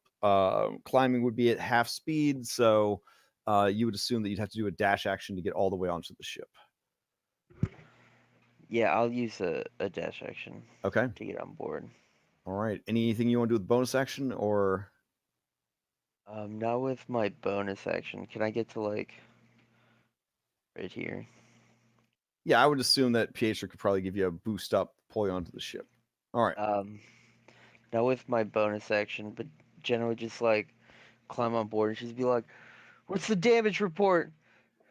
Are we going down?" You hear a bored old man's voice call up from the grate. Yeah, there's a big ass hole in the ship. I'd say it's pretty bad. Can you fill it? Do you need more arms? It's been a long time since a lady asked me that. But no, it's torn clean apart. It's like a balcony what looks out onto the sea. Are we taking on water? A bit. Very well. And that would be Jenna's turn. All right. So your ship is not bloodied, but it is definitely well damaged. Because like in 5th edition D&D, as of Tides of Saltmarsh, ships have their own little character sheets and stuff. It's adorable. That's good. I thought it was just gonna be downhill from here. It does suck though, because once the ships are bloodied, basically everything is just like half efficiency, like half speed. I mean, everything gets janked up. Let's just get it back to port, guys, and I will fix it. All right, so Rook, the lizard folk, he does not like being in the ocean either. He is going to try to climb this pro-offered rope, and he does so thanks to rope. And he climbs up and says nothing because he doesn't speak common. And apparently he and the other lizard folk exchange words, and there is sort of some croaking chuckles between the two of them. Because this is apparently pretty fun for them. I don't know. I'd say Queen Marie's body is long gone at this point. So is Crazy Eyes. All right, this guy is going to rush over and help with the rigging right here, but man, is he scared. All right, you're out of the picture. Voodoo's doing some stuff. Joffers needs to climb up. All right, Joffers, your life depends on this, bro. I'm pretty sure they're going to leave you behind if you don't make this check. Sorry to talk it up and give you all kinds of pressure. Let's see, close that. I don't need that. We need this. We need this. There we go. Yeah, okay. Joffers climbs back up, and he looks at you, Pietro, as he climbs up, and he says, my thanks. And he kind of sits down on the ship. Okay.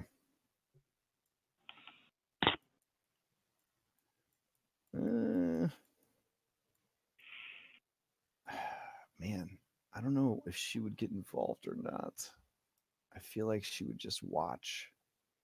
Yeah. Okay. Handsome Aaron's turn. All right. Handsome Aaron, he's going to rush up to you, Alvis, and he's going to say, you're heading right towards those rocks. because that was helpful.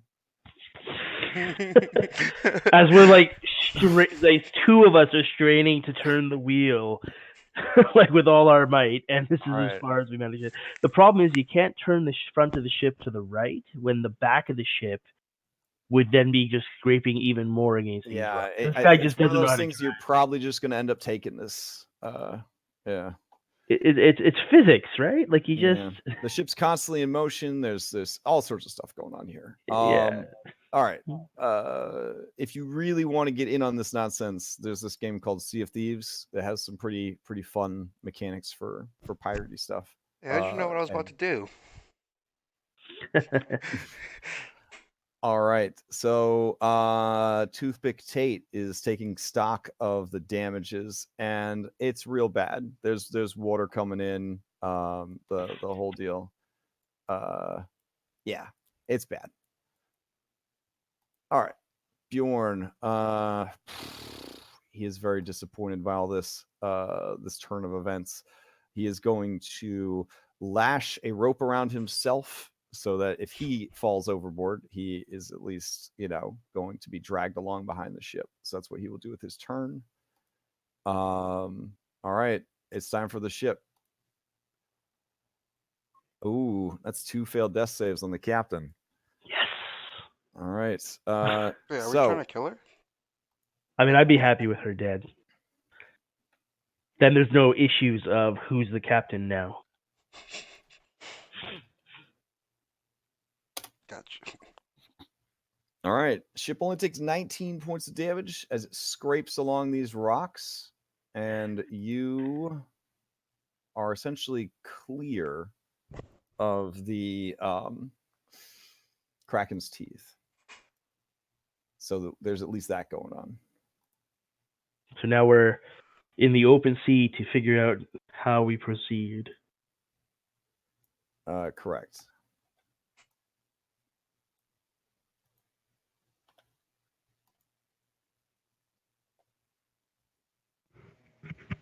All right. Do you guys want to stay in combat for this, or do you want to speed things back up? Jenna would basically ask people to drop all their weapons and to focus on the ship and I mean, that's keep what they have no intention of fighting at this point. I'll just have a ready action. If first motherfucker tries something, I'm blasting. That'll be Okay. it for me. I'm still gonna keep my Alright. sniper thing going on and just follow Okay. behind it. Yeah, so what I'll do is if you guys are all right with leaving, I will just round robin ask you guys what you do and then let you know what the crew does in response. Does that work? Yeah, that works. Yeah, that's Okay. So Jenna, you said that you would kind of shout to everyone, weapons away, focus on the ship, basically. Yeah, and she'd head up to try and take the wheel from Albus. All right. She starts heading towards the wheel. Pietro, what are you gonna do?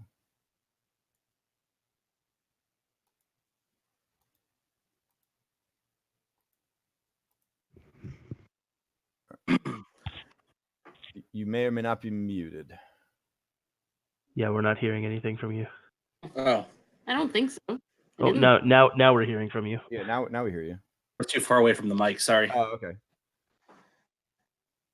So Pietro, what would you be doing? If we're thank you for telling me that you were too far away from the mic. But what would you be doing on your not your turn, but now that this is maybe out of combat ? At least everyone here doesn't seem like they want to fight. I mean, I wouldn't be letting my guard down. I'd be, sort of keep my hands ready on my rapiers to pull them at a moment's notice, and definitely keeping an eye on that. I've got to grind with him. Yeah. Okay.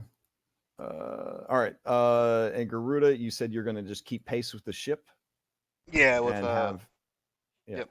Gotcha. Ready action. All right. Afro, what would you be doing?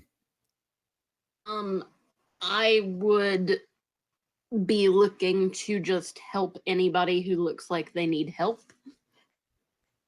no special skills that can assist with ship running. Okay. Gotcha. All right. Seeing that you look a little lost, this guy over here, he says, "Aye, lass, come here. Hold this rope tight." And basically just kind of gives you the most like basic like rigging jobs to do. That is acceptable. All right. Okay. Alvis, you and Salty Pascal, you managed to get it out of there, and you see bad bitch Jenna kind of coming up the stairs, and she is staring daggers at you. And that wheel.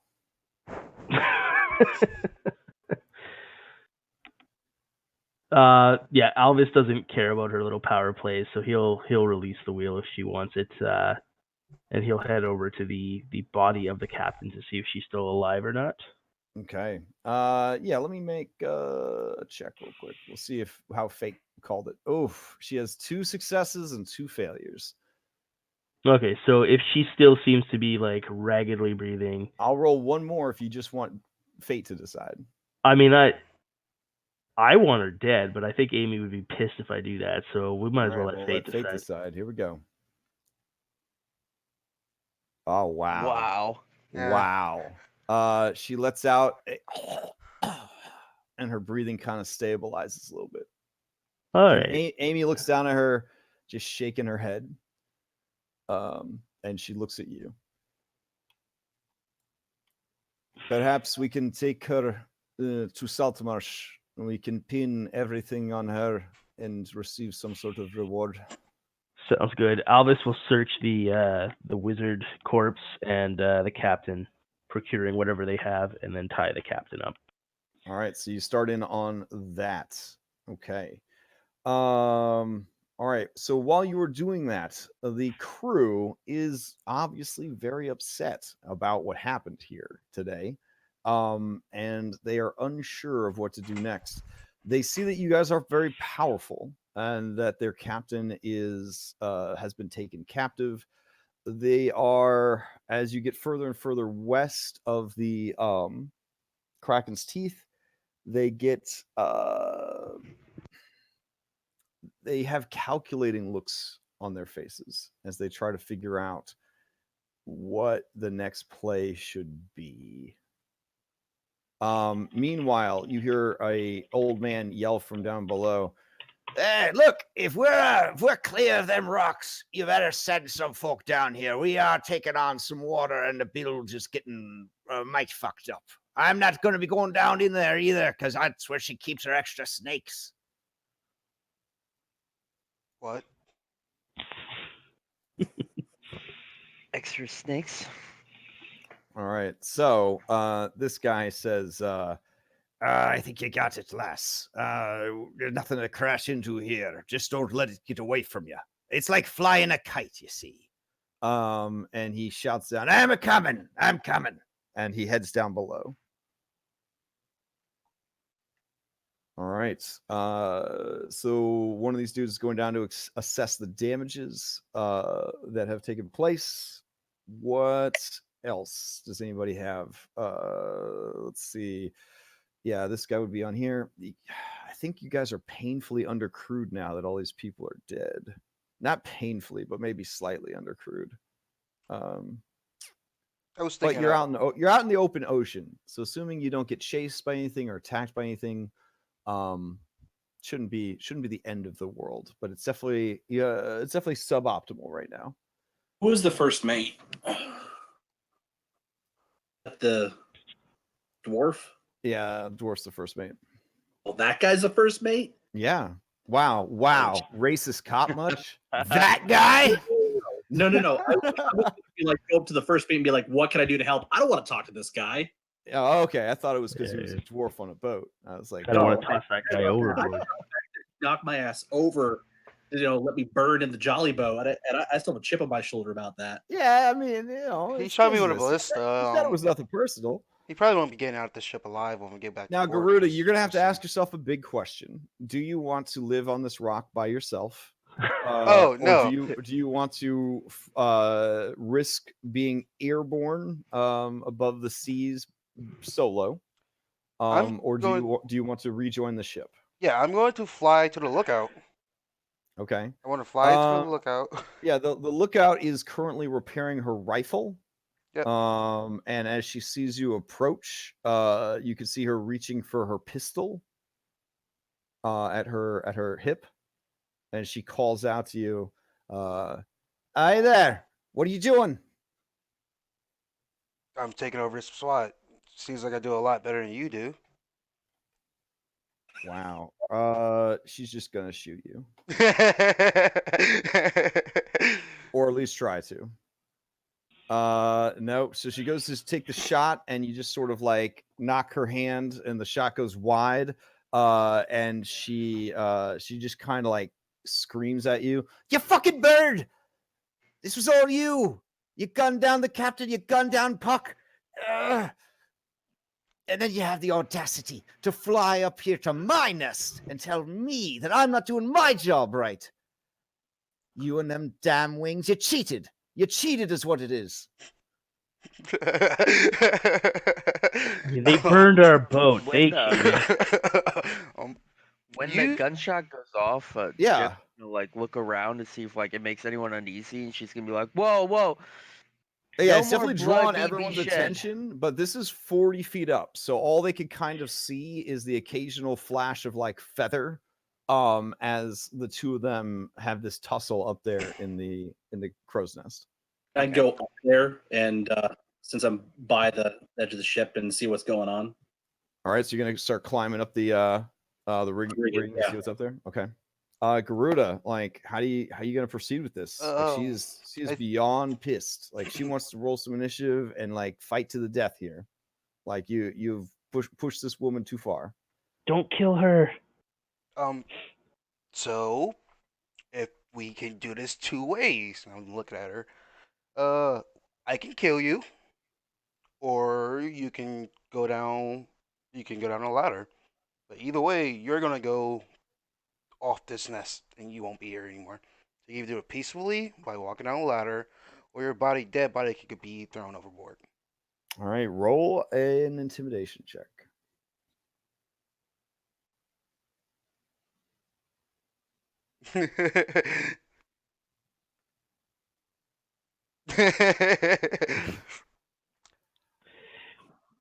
You should have had one of your pistols pointed at her chin at the time. All You could have right. gotten an advantage. Yeah, so it's not so much your words now and your posturing now, so much as it is sort of remembering what happened in the last 5 minutes or so. And kind of doing the math here that you're a bird person, you could just fly up in the air and drop her into the ocean. And she says, "You're welcome to stay, but I ain't going." Okay. And I pull out my pistol and point it to her head. You for sure about this? She kind of narrows her eyes and like stares at you. And she says, "You're the kind of creature that takes what they want by force, then." Yeah, I'm a fucking pirate. What do you think? She just kind of like curls her lip up at you. And she says, "You're gonna have a hard time getting back to port. One less crew member's gonna maybe tip the scales. Something your captain would allow." And she looks down towards the wheel. Where's her pistol at? I mean, she has it in her hand. I mean, Do I recognize the type of pistol it is? Is it one of the ASPs or? yeah, it's an ASP pistol, Okay. just like just a standard issue. But yeah, I mean, it's one of those things like I don't want to say it's a Mexican standoff because there hasn't been a third person added to the equation until Pietro reaches the crow's nest sort of thing. But like you shoot her, she shoots you, kind of thing. Like is definitely at play here. So, not metagame because I feel like Gerudo would know this. Uh huh. He knows that the SP only has 1 round. She needs to reload in order to shoot me. Musket is still True. broken. She can't do shit. Right. So at this point, I think Gorilla would. Okay, you know what? Fair, whatever. Pistol. I'm gonna take You her do weapons. you. Can I You're up take her here. weapons? Pietro, you do kind of you're climbing up the rigging, and you see they're having sort of this standoff, as it were. Sort of some sort of territorial pissing contest right now. Can I try to take her pistol from her? Yeah, go ahead and do an athletics check.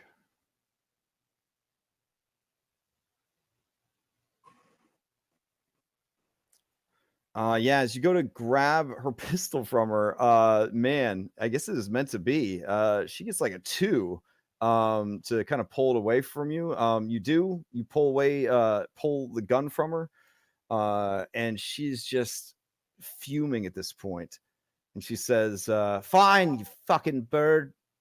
You belong in a nest anyways. Lay your fucking eggs. And she begins climbing back down. Okay. And the musket is still up here, and the rifle is still up here, though, right? Yeah. Okay. Well, the musket and the rifle are the same thing, basically. Yeah. I take my new weapon and shoulder it, or repair it Alright. first, then load it, and then start my watch. All right. So Jenna, the islands of stone, the jutting rocks of the Kraken's teeth, start to fade behind you guys. You are kind of pulling out into the wider open sea, heading west from the shoreline. You are going to want to turn north and east if you plan to head back to Saltmarsh. Yeah, then that's where Jenna will be turning, and she's gonna instruct people start throwing all the dead bodies off and make the ship look presentable. Do what repairs that can be done. All right. So it occurred to me. Yeah. I have cartographer's tools. Could I perhaps make a map of the Kraken's teeth so that we could navigate through it again in the future easier? It's a big enough area that it would require a bit of time to kind of sail through it and get the nuances of it down. But it's certainly something that would have been in your tool set. And you can certainly remember and record the area that you were in. Okay, well, Yeah. I'll do that at least. All right. So at this point, there's a heck of a lot of bookkeeping gameplay to do, which is some people get really into, but is also sort of the double-edged sword of a campaign where you have a crew and a ship and all that stuff to manage. So let's just tackle these things one at a time. So first and foremost, you search the Wizrobe, who is disguised self currently to look like Captain Sigma, and you search the captain for their goods. So let's just handle all that stuff real quick. I'll be right back. I need to use the bathroom real quick. Yeah. The captain has on some studded leather armor. It looks pretty nice. But she's currently wearing it. So I don't know if you want to strip the captain down to her undies and take her armor, or if you're going to leave it on for now. I mean, she's completely out. So there's. I'll just mention to Afra, like I'll call out to Afra that you might want to take a look at this stuff. Okay. She's got a really cool captain's cloak. She has a waterproof tobacco pouch, which is nice. The waterproof part of it, at least, is nice. With a assortment of tobaccos, rolling papers, etc., etc. Let's see. She's wearing jewelry on various parts of her body, at least the ones that you can see. Collection of rings, armlets, necklaces. Easily a combination of the jewels and gold that you can see would be 350 gold worth of jewelry. Okay. Okay. She has a very nice longsword. The longsword is not magical, but it is of masterwork quality and has the additional property of being a finesse weapon. A finesse longsword. Yeah. Finesse longsword. Okay. I will. I'll secure that and hand that off to Pietro as I walk by him later. Okay. So she's got her captain's long coat, and then she's got really nice armor. Yeah, I've been writing this down here. Oh, okay. You've been writing it down. Yeah, Cool. yeah, Appreciate it. yeah. Okay. What else does she have? Let's see. Sorry, the adventure is really bad about like distributing like information. It's spread out all over the I mean, the- if it the thing. helps, after I was done searching those two and tossing the wizard's body overboard Mhm. after that part, I planned on going into the room that we came in through the porthole in Mhm. and inventorying the room as well. All right, beneath her illusion spell, you see that the wizard had an arcane focus. The arcane focus was an orb, going back from 4th edition there. So that's a 25 GP item right there. It is basically it looks like a orb of some sort of glass, red, purple, and blue kind of swirls, kind of marbling inside of it. So that was what she was using for her arcane focus. Other than that, let's see. She had a scroll case on her, and in the scroll case was a scroll of gust of wind. Okay. No spell book? Not on her person, no. Jenna will be And let's disappointed. see. She had a coin purse. In assorted currency. It had 50 gold in assorted currency.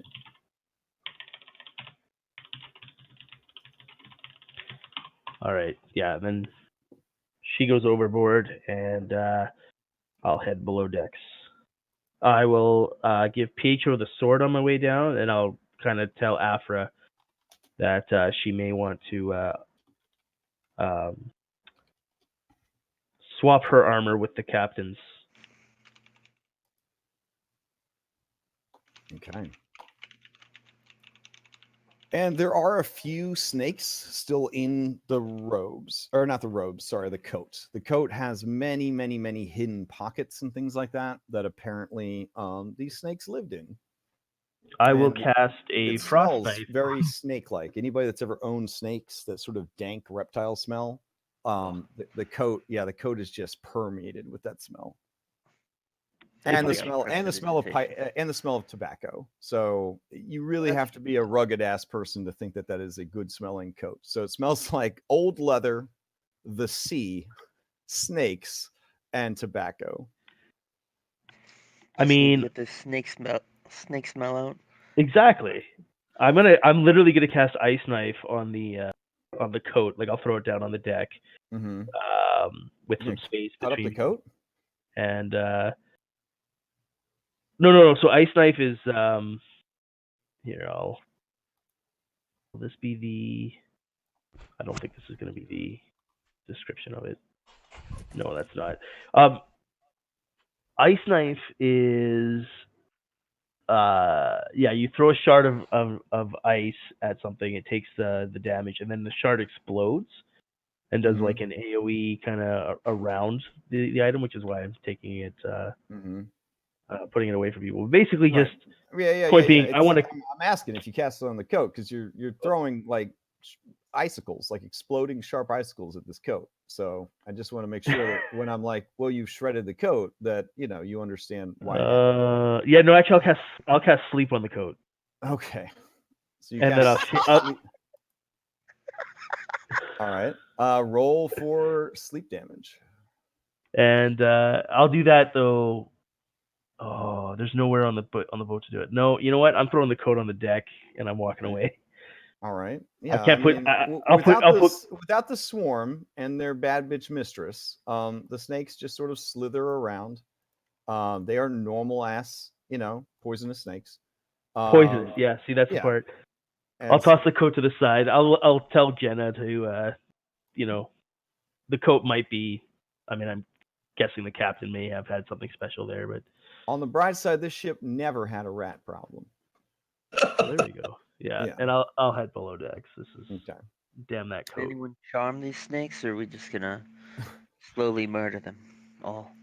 All right. Now, as bodies were being thrown overboard, can everybody give me a perception check? Do I get advantage because I'm up top? Already looking. I would say that this was happening during your arguments with the current lookout.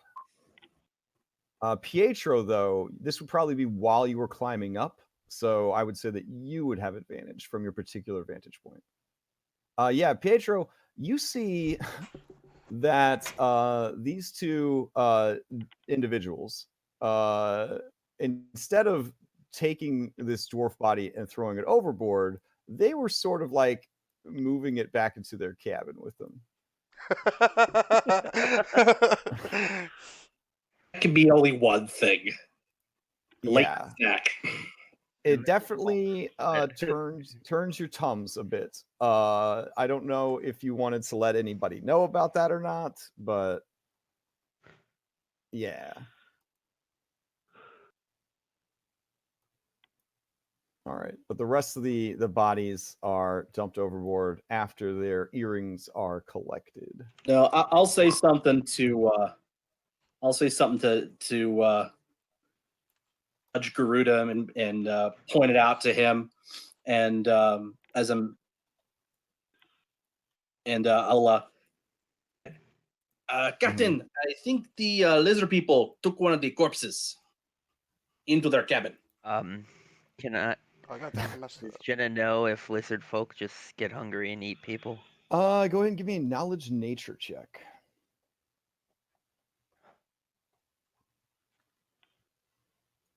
Yeah, 14? they are very much eat use every part of the buffalo people. But the word buffalo is just replaced with like noun. Like a Mad Libs. Yeah. Every So part. you're pretty sure that they are gonna eat that guy. Leave him be. Just focus on the task at hand. Okay. All right. So when you go down to examine the damage below decks, and I'm gonna make a mini that everybody can see through for now. That's I can use to sort of give you a tour of the ship. Does that sound okay with everybody? Yep. Sounds great. I would love a tour Okay. of my ship. All right. So I will have Toothpick Tate give you the tour. All right. Can you see him? There he is. Mm-hmm. All right. So down below deck, they have lots of smuggled goods that they were supposed to give you so that you could sell, which didn't happen. There's also let me use my amazing art skills here. All of this blue stuff has been torn apart and lost. That's where you guys hit the rocks super hard. It was all smashed and destroyed. There's like he said, it is like a balcony looking out onto the sea. So that's happening. There is water occasionally, splooshing into the ship because this is close to the water line at this point. This could be very problematic. You will not make it very far with these kind of damages to your ship. Like you could try, but it is one of those things that if you engaged monsters or another ship, it could turn bad very, very quickly. You see this grate here on the floor. Looking down through it, you see the bilge. The bilge is big. This ship has a huge bilge. It is full of garbage and snakes and water. It looks like the best place to get hepatitis you've ever seen. So it is disgusting. Basically, they piss and shit in there. They throw their trash in there. It is just a nasty place. And the captain's snakes like to live down there. God, I'm gonna have to teach these people how to shit in a bucket and throw their poop over the side. Yeah. So Whew. all right, so that's what's going on here. So lots of elven brandy and liqueurs, which has a high tax right now. There's a huge trade tariff on elven goods right now. And then character silks. There's a lot here. There's a lot of money in illegal goods. So that's happening. Let's see. I guess I could give you a little bit of flavor text while I'm reading them, if you, because some people are here for that. So yeah, this room in general is the cargo hold. Lanterns would reveal a orderly cargo hold that has been smashed and destroyed. Through the center of it runs the base the base of the main mast. Narrow wooden stairs lead up to a hatch above. That's where people kept coming from during the fight. Against the aft bulkhead are stacked bolts of silks lashed by ropes and bracketed to the bolted decks. They're secure. Some of the silks have taken water on, so that's not good. Like mending spell maybe would help, but sea salt and all that getting on the silk, not the greatest, but it is what it is. In total, there are 50 bolts of silk, which, if you were able to sell them, could sell for 50 gold apiece. There are 20 casks of brandy left and 20 casks of wine left, which is pretty cool.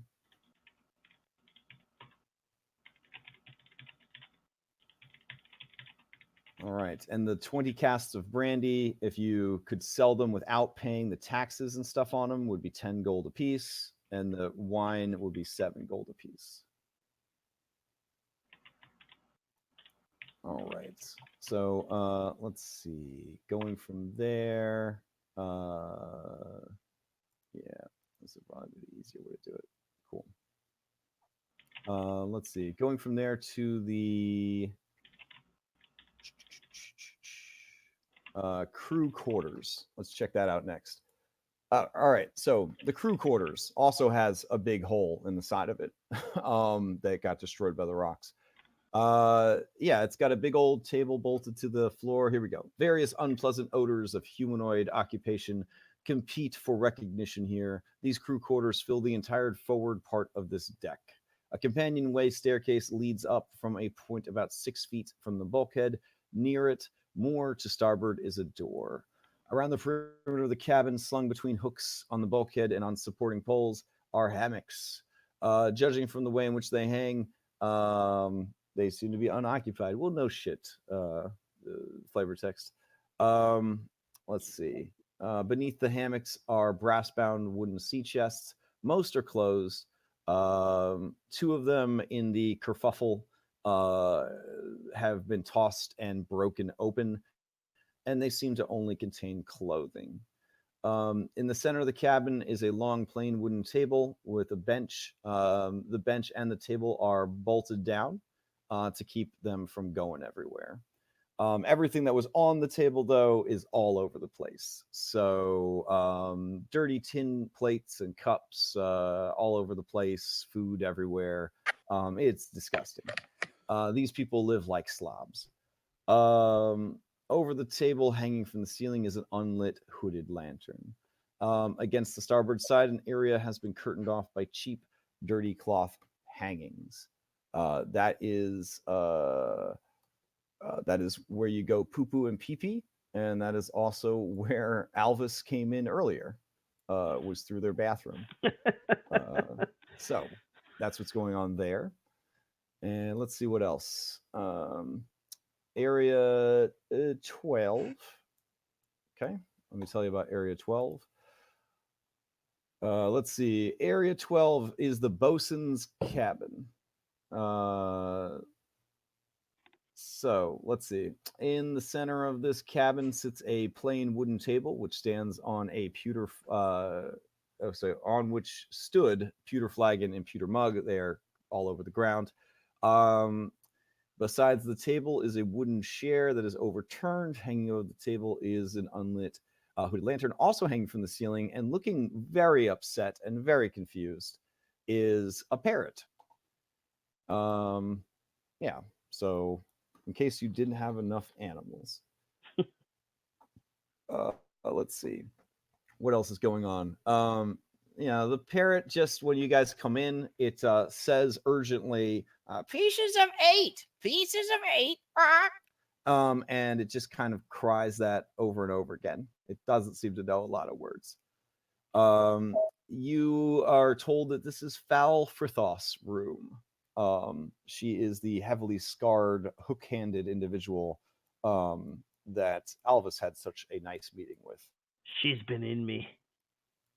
I mean, you are not wrong. You are not wrong. Squad goals.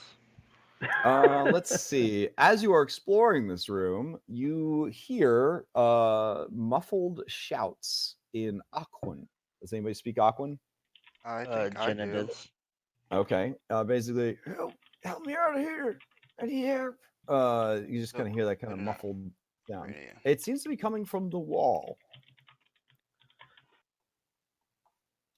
Yeah, Toothpick Tate is just like kind of awkwardly side-eyeing the wall, and he kind of looks at you guys, and he kind of looks at the wall, and he's like, I just need to know, are there any bleeding heart good folk here that's going to have a problem with human trafficking?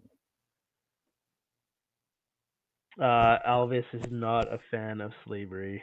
Well, if it makes you feel better, Master Wizard, twarn't no slavery in mind for this one.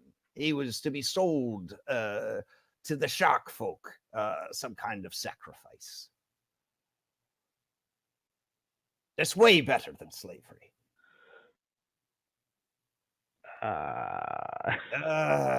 Fine.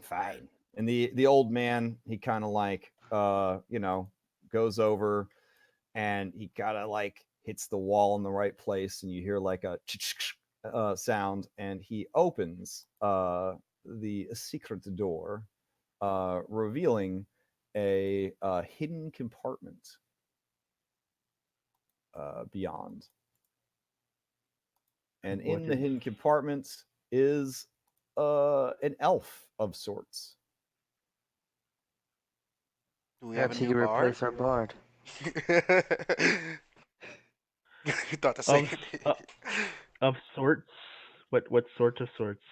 Yeah, so it's pretty weird looking. It's got like scaly bits and gills and that sort of thing.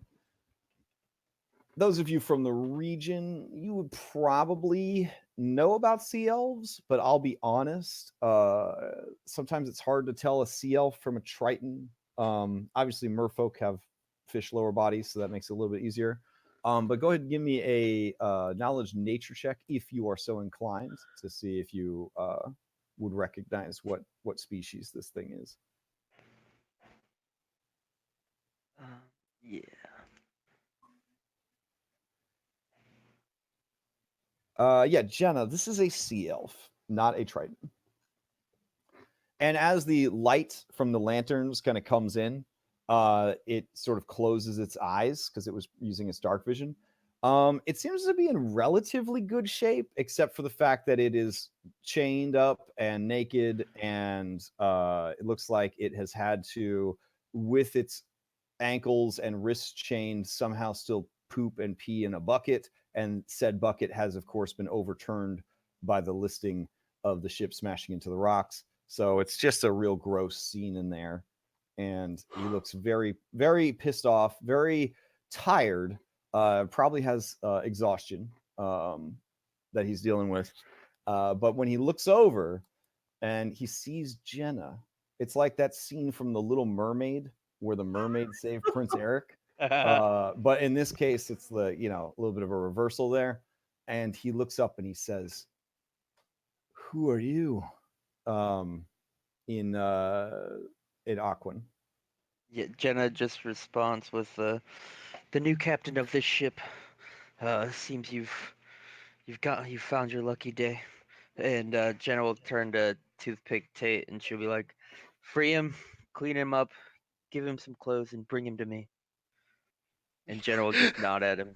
All right, Toothpick Tate. He kind of does like a weird toothpick flip with his tongue, and kind of catches it, and he looks in there and he looks at you, and he says, "I mean, lady, we were offered quite a bit for this one. You sure you want him going around and creature like this just hop over to the side of the ship, you never see it again?" I don't think we'll be trading with whatever shark Pieces people of you speak eight! of. The parrot helps out.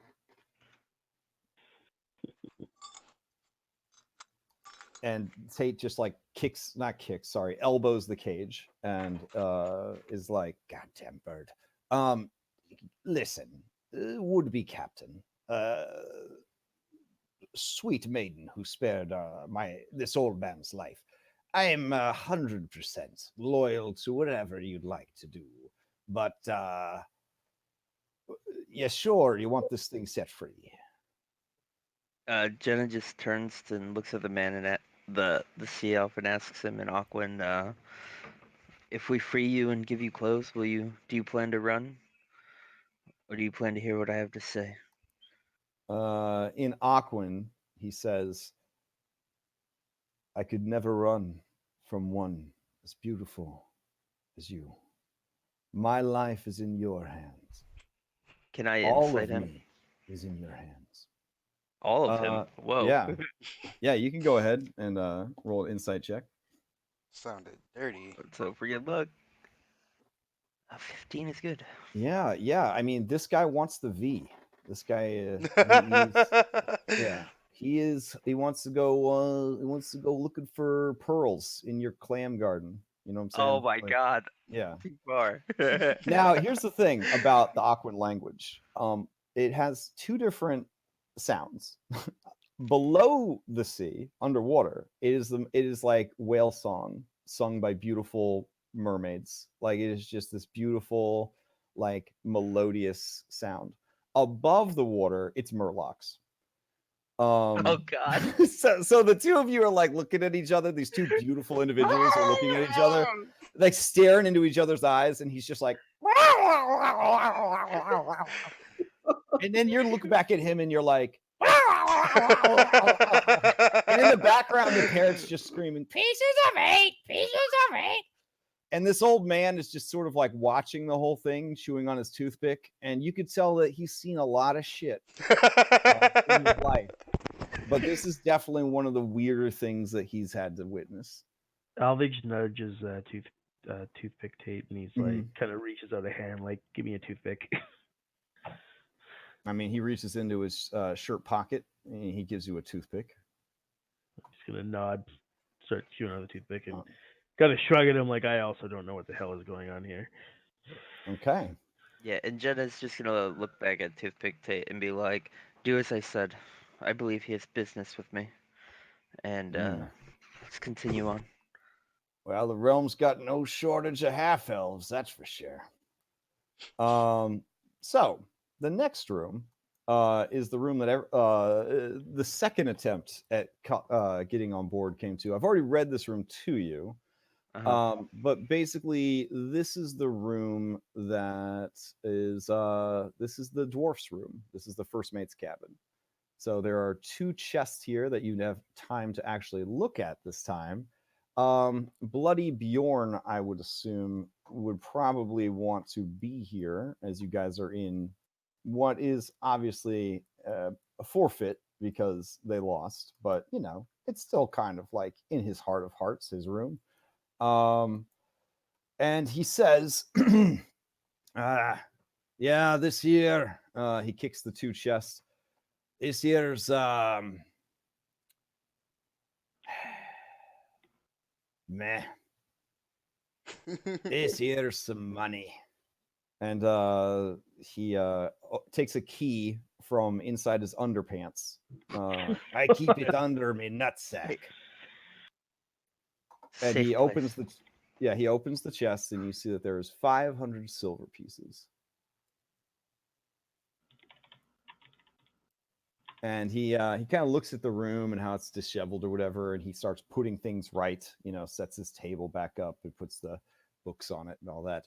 And he says, listen, a man and a dwarf just does their job. You know what I'm saying? And that's a good one there, Orc. Yes, because it was near my taint. I take my job seriously, but I know when I'm bested. And I'm vested. So I make this request from you. If you don't have need of me, and you plan to kill me, can you at least make it a clean death?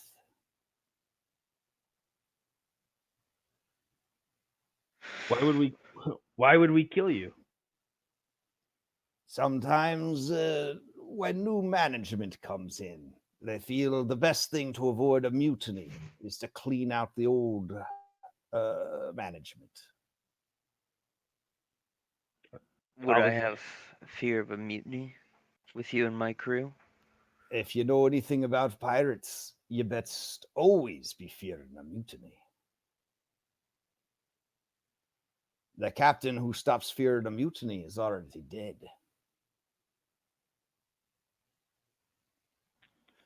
That being said, I am amenable to hearing your pitch and what you have to say.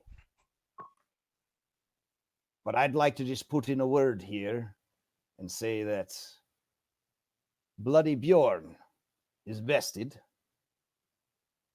and willing to assist for now. Very well. Is this the guy who shot me with the ballistic? Yeah. This is Yep. him talking? Yeah. Oh. And this is also the guy that headbutted me off the ship. He had some of all the bad rolls that were made. He had some pretty dynamite moments during that ship battle. As far as Alvis is concerned, the guy was fighting to protect his ship. Seems to have conceded defeat here, and it would seem like he'd be an asset to have on the crew.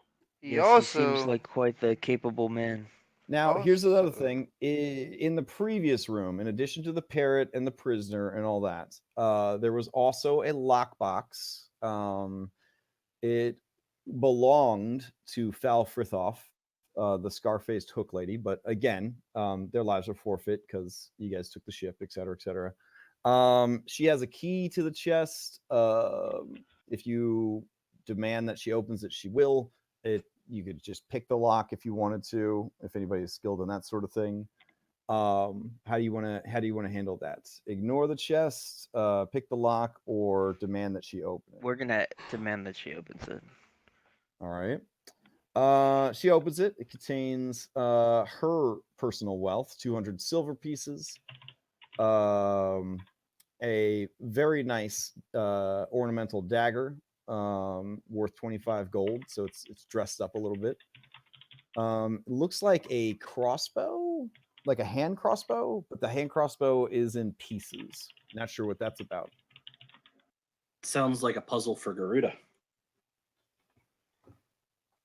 That does. And there is a trident in the room as well, which you are informed that the crossbow and the trident belonged to Elf Boy.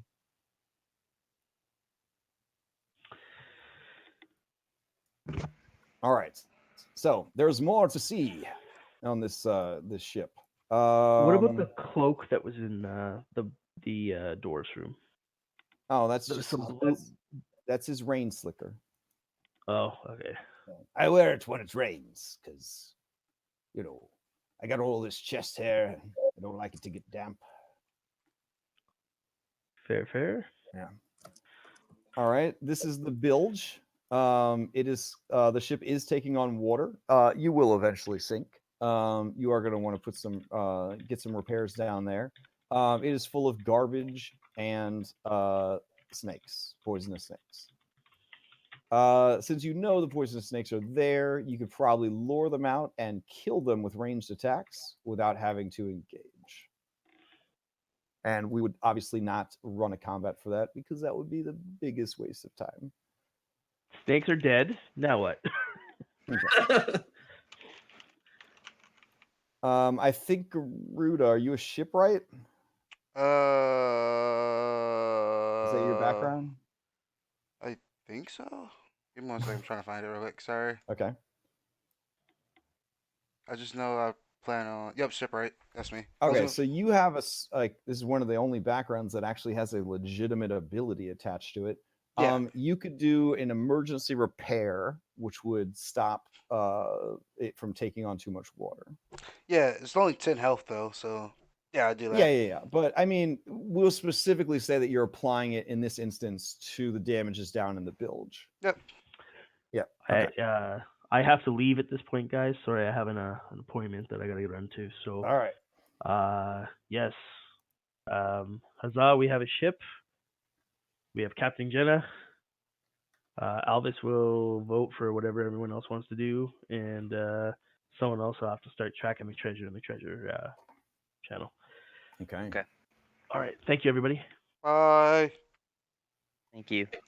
All right. In 9, well, actually, let's do this one first. Yeah. So in 8, there we go. So 8 is the ship wizard's room. This seems to be one of the master cabins. The furnishings and fittings are all of good quality, and the place is incredibly tidy compared to the rest of the ship, which is disgusting in most places. This place seems like a Mr. Clean commercial was filmed here. There is a single bunk made up with bed linens. Its head is against the bulkhead running along the center line of the ship. It is bolted to the floor. A polished wooden table, also bolted, stands in the center of the room. There was a silver bowl containing an assortment of fruit that is now everywhere. A silver carafe that had wine in it, that's everywhere, and a silver goblet. Set near the table are 2 wooden chairs with padded leather seats. Oh wait, sorry, 2 wooden chairs and a third chair. Dang, that has padded leather seats, so that's nice. On the deck towards the stern is a wooden brass-bound chest. Beside it is a pair of highly polished black boots. These are definitely like the kind of boots a sexy lady pirate would wear. Like they're I mean, anybody can wear them, obviously. Garuda, you have bird feet, so it would be very uncomfortable. But I don't know if I would stop you. But they have like the ridiculous heel that you see in like, you know, fancy tropes, and you're like, why would you wear boots like that? That can't be comfortable. Yeah, so they're definitely doomy boots for sure. And then from the center of the ceiling over the table is another hooded lantern. This room, the chest is locked and the key is on the body of the wizard. So Alvis would hand over that key. But the chest is trapped, but it's just a poison trap that knocks you unconscious. So we'll just like say, you know, it is what it is. No, but you know, no harm, no foul. Opening it up, it contains lots of fancy underpants and clothing. So this lady was definitely into the finer things in life. You would say that her clothing collection is easily worth 300 gold. Wow. Yeah. Her boots were 50 gold. Is somebody writing this down, or do you want me to type it in the chat? I'm writing it down. Okay. Let's see. And it also has her spell book, Yep, Jenna's which I just don't gonna think anybody would care about that. So we'll just delete that real quick. So. Jenna's just gonna pick that up right away, put Okay. that on her person, and All right. continue on The with the door. spells in this book are Disguise Self, Fog Cloud, Mage Armor, Magic Missile, Witch Bolt. Ooh. Yeah. And then she also had a Gust of Wind. Why did she have a scroll then? I don't know. Melf's Acid Arrow. And Misty Step.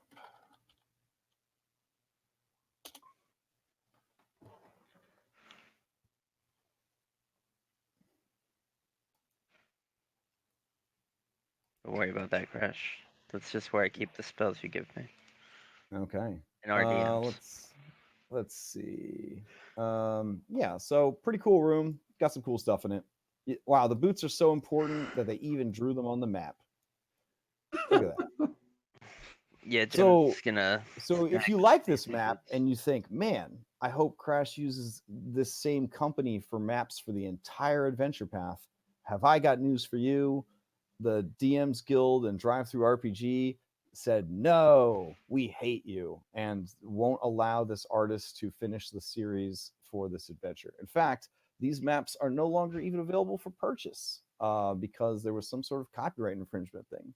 And they got pulled from the store because I guess Wizards of the Coast doesn't want anybody to make maps for their adventures except the people that they hired to make the maps for the adventure.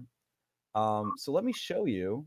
Let me show you what the map that I was supposed to use that was included with this adventure looks like. And I paid Roll20 money for this map because it was part of the bundle.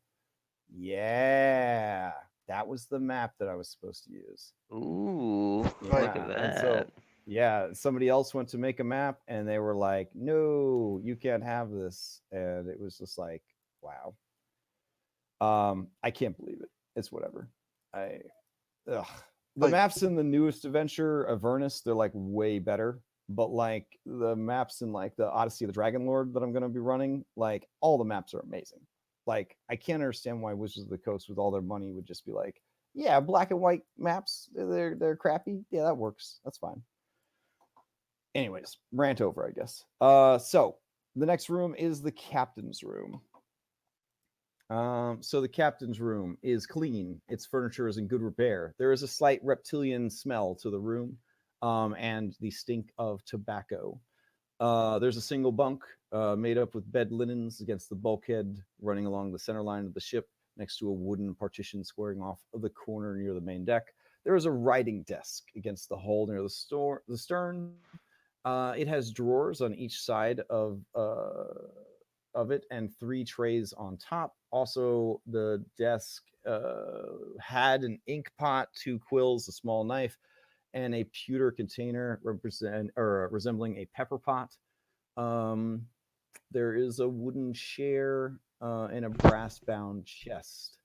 Let's see. Against the hull on the starboard side is a padded leather couch.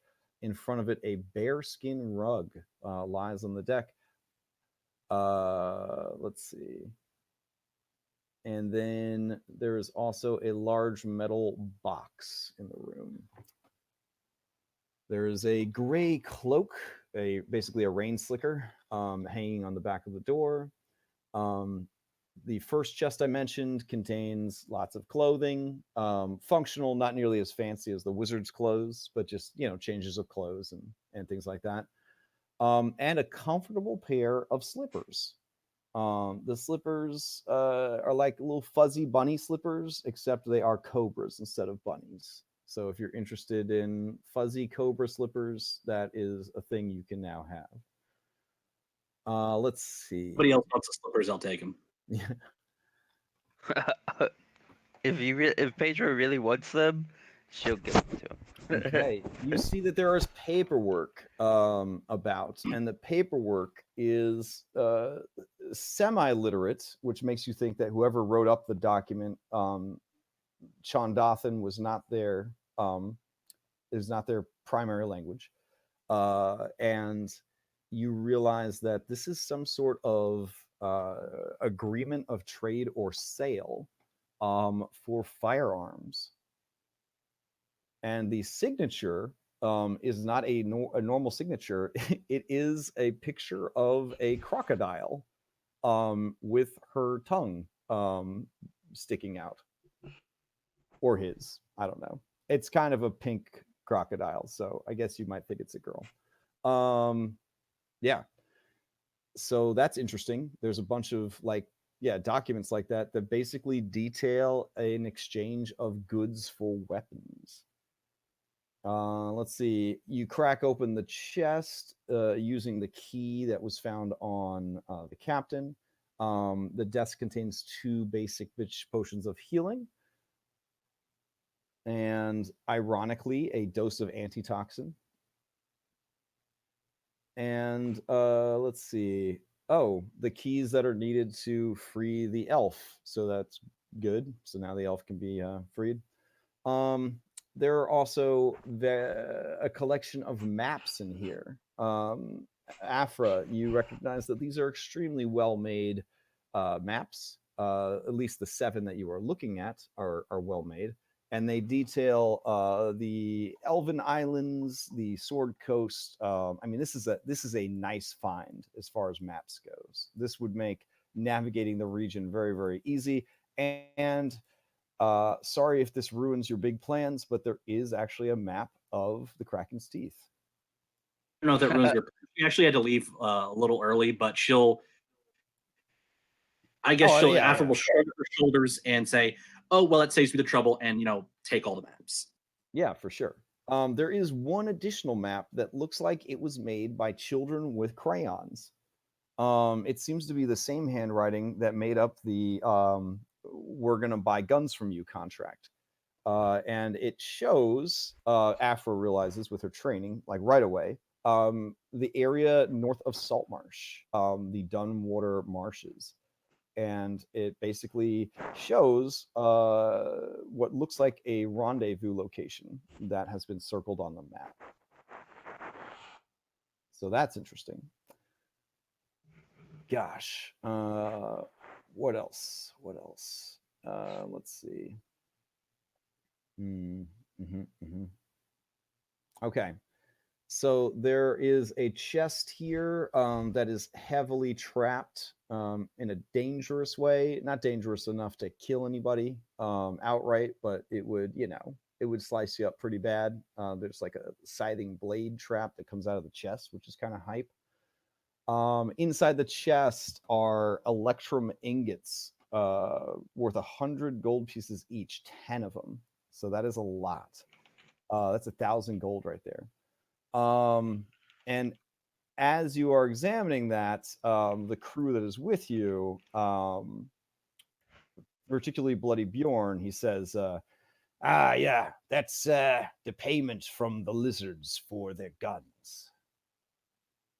We were actually en route to drop the guns off with the lizard folk north of Saltmarsh. So, I mean, you do you, I suppose. But if you're planning to keep the guns and or that money, you'll be needing to eliminate our special VIP passengers. And he looks across the deck at a door, and it is the door that lizard folk kept coming and going from.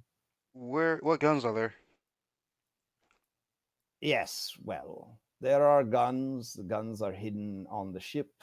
There's quite a bit of guns. So we got musketoons, we got asp pistols, we got a few dragon pistols, shitloads of ammunition.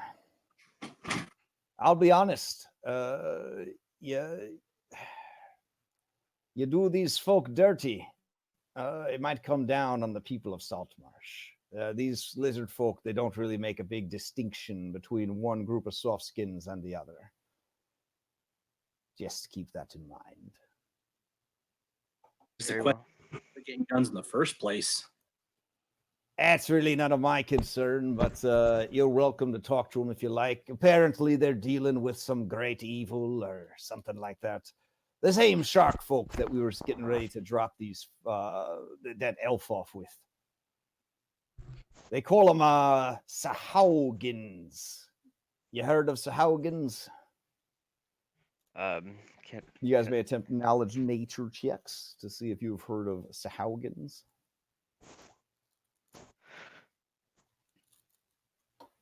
13. I guess I'll roll for Afra since Yeah, she is. I think Elvis would Okay. roll as well, probably.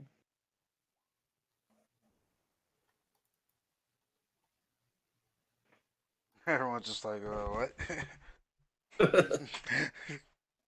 So let's see, knowledge nature. Yeah, okay.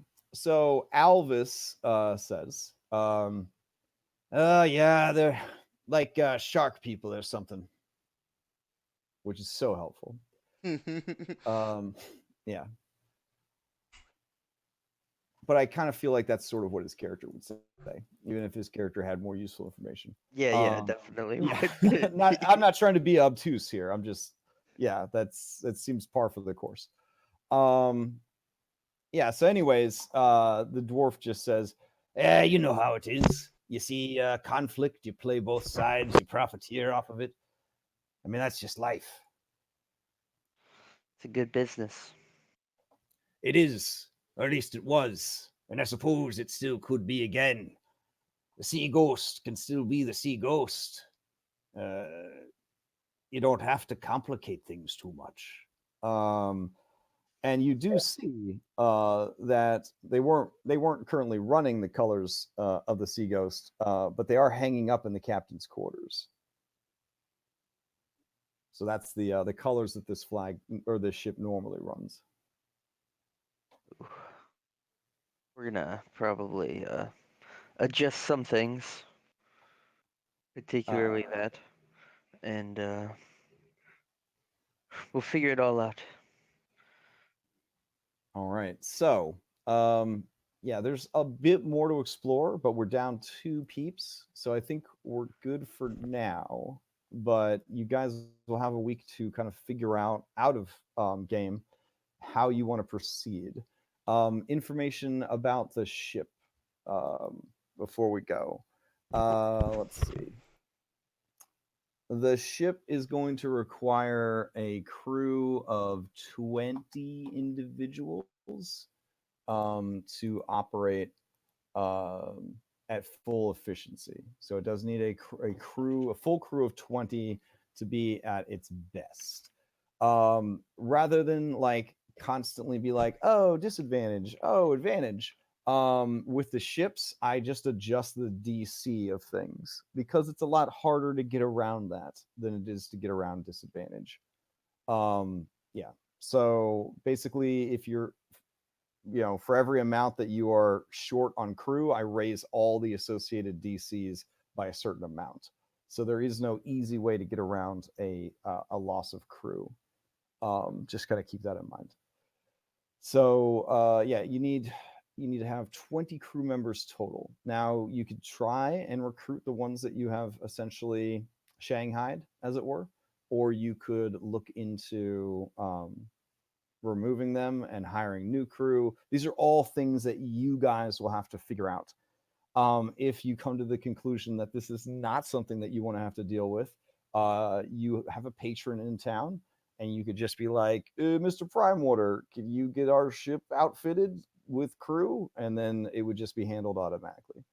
So just something that you guys need to consider. Is there a maximum occupancy of the ship? Yeah, let me get that information real quick. Also, can we speaking as someone who doesn't have any seafaring skills, can I learn them somehow, or is that a non-starter? Skills can be learned, but it is a slow process, to be sure. So again, there's plenty to do on a ship, and as MCs, right, as main characters, you probably want NPCs to handle a lot of this shit, anyways, because you guys, if it's something worth doing, you're probably going to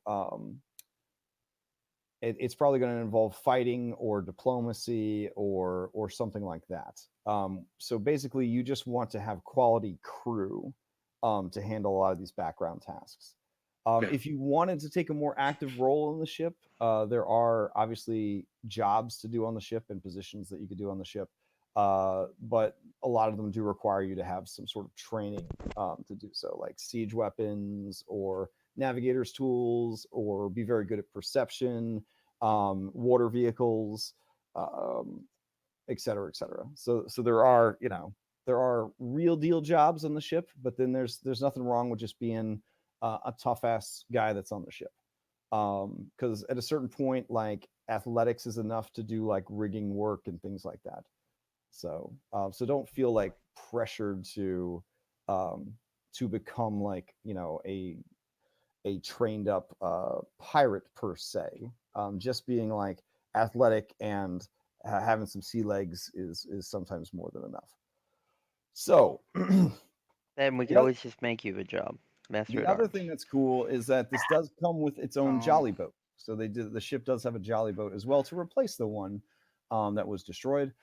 So this ship is a sloop. It is a size category 1.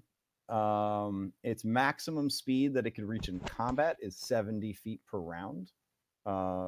Its maximum travel speed is 7 miles per hour, which is actually historically, I think, faster than the fastest ship from that time period. So it's a pretty fast ship, especially considering it only has that single sail, or single mast, excuse me.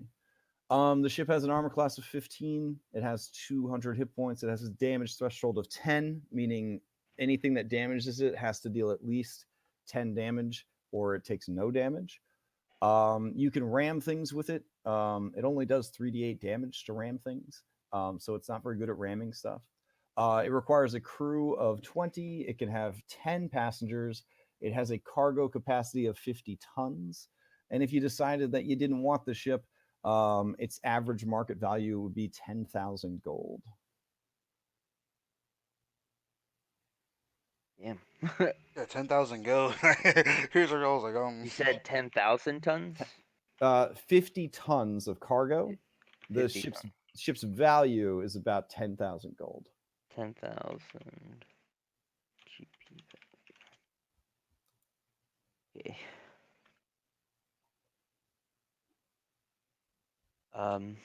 Cool.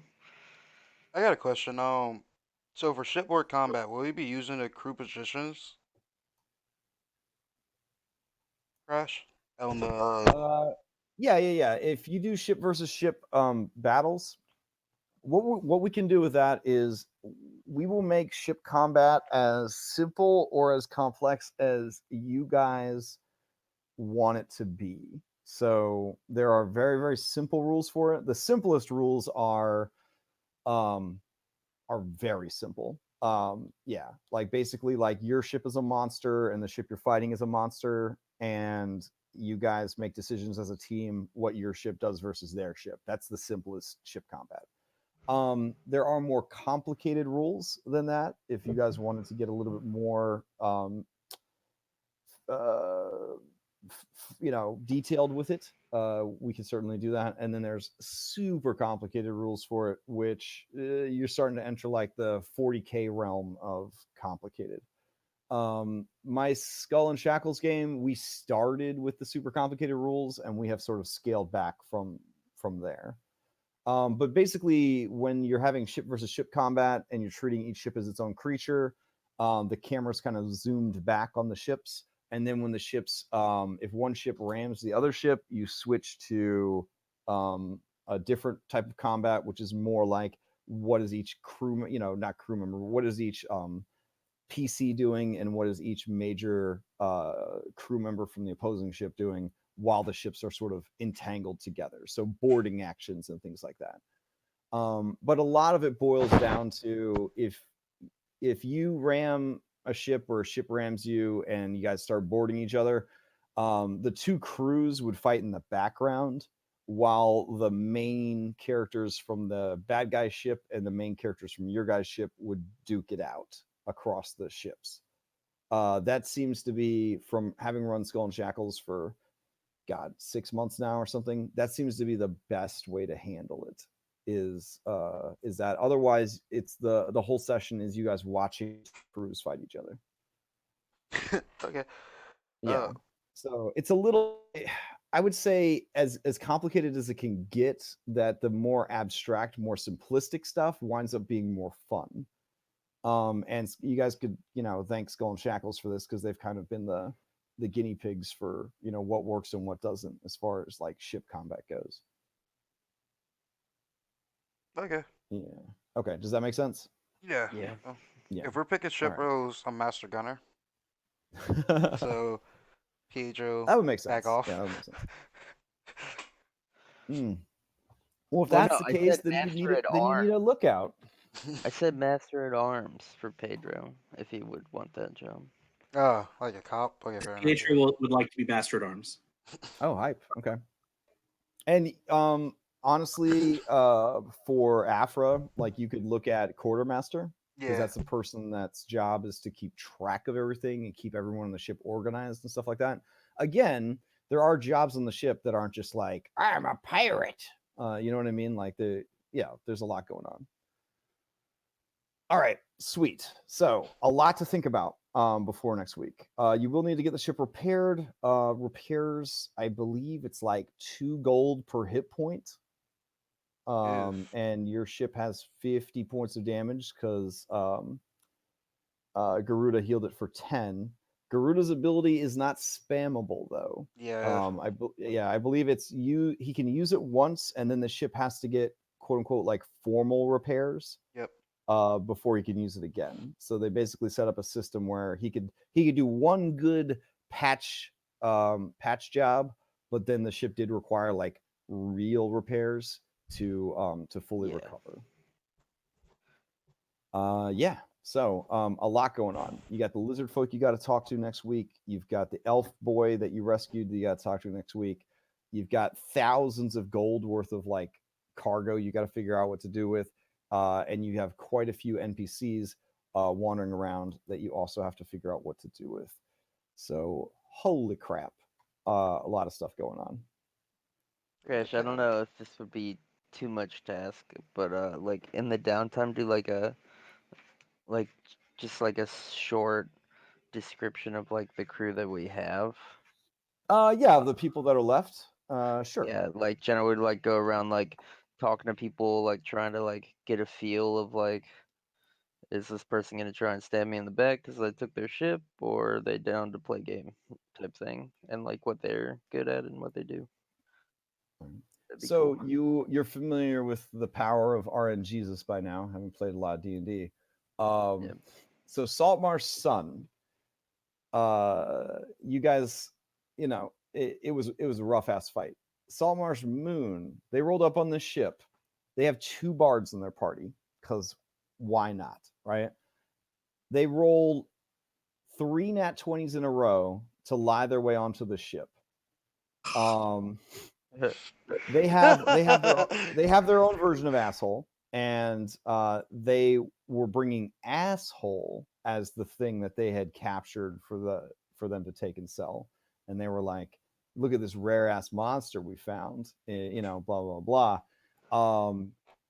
And they were also disguised self as like members of Samblin. Like, one of them was actually Samblin A. Yeah, I thought about that after we got there because I'm like, Samblin escaped, so I didn't want to show up as Samblin no, totally. Well, yeah, but like again, like RNGesus has been so hard on you guys compared to them. Like, I swear to God, like the whole world just falls over when they show up. It is like they roll nat 20s all the time. Like, if it was real life, I would be like asking them to change their dice because their dice rolls are so lucky. It's and crazy. They get up onto the ship. They've bamboozled everybody. The one bard goes to the captain. She's a Yuan-Ti, so she's got like advantage on her saving throws. He casts hold person on her. She rolls like 2 1s with advantage on her saving throw against hold person. They immediately dogpile her. Critical hit, critical hit, critical hit, critical hit, critical hit. Boof, she's out. Then they turn on the dwarf, who they've identified through all their, like their BSing and stuff, is like the first mate. They burn him down, and then they're like, leadership's dead. Who's next? And like the entire crew just like drops their weapons, and I was just like, damn. And then for you guys, I was like, I wonder how this is going to turn out, and it was very different. We had a full fight.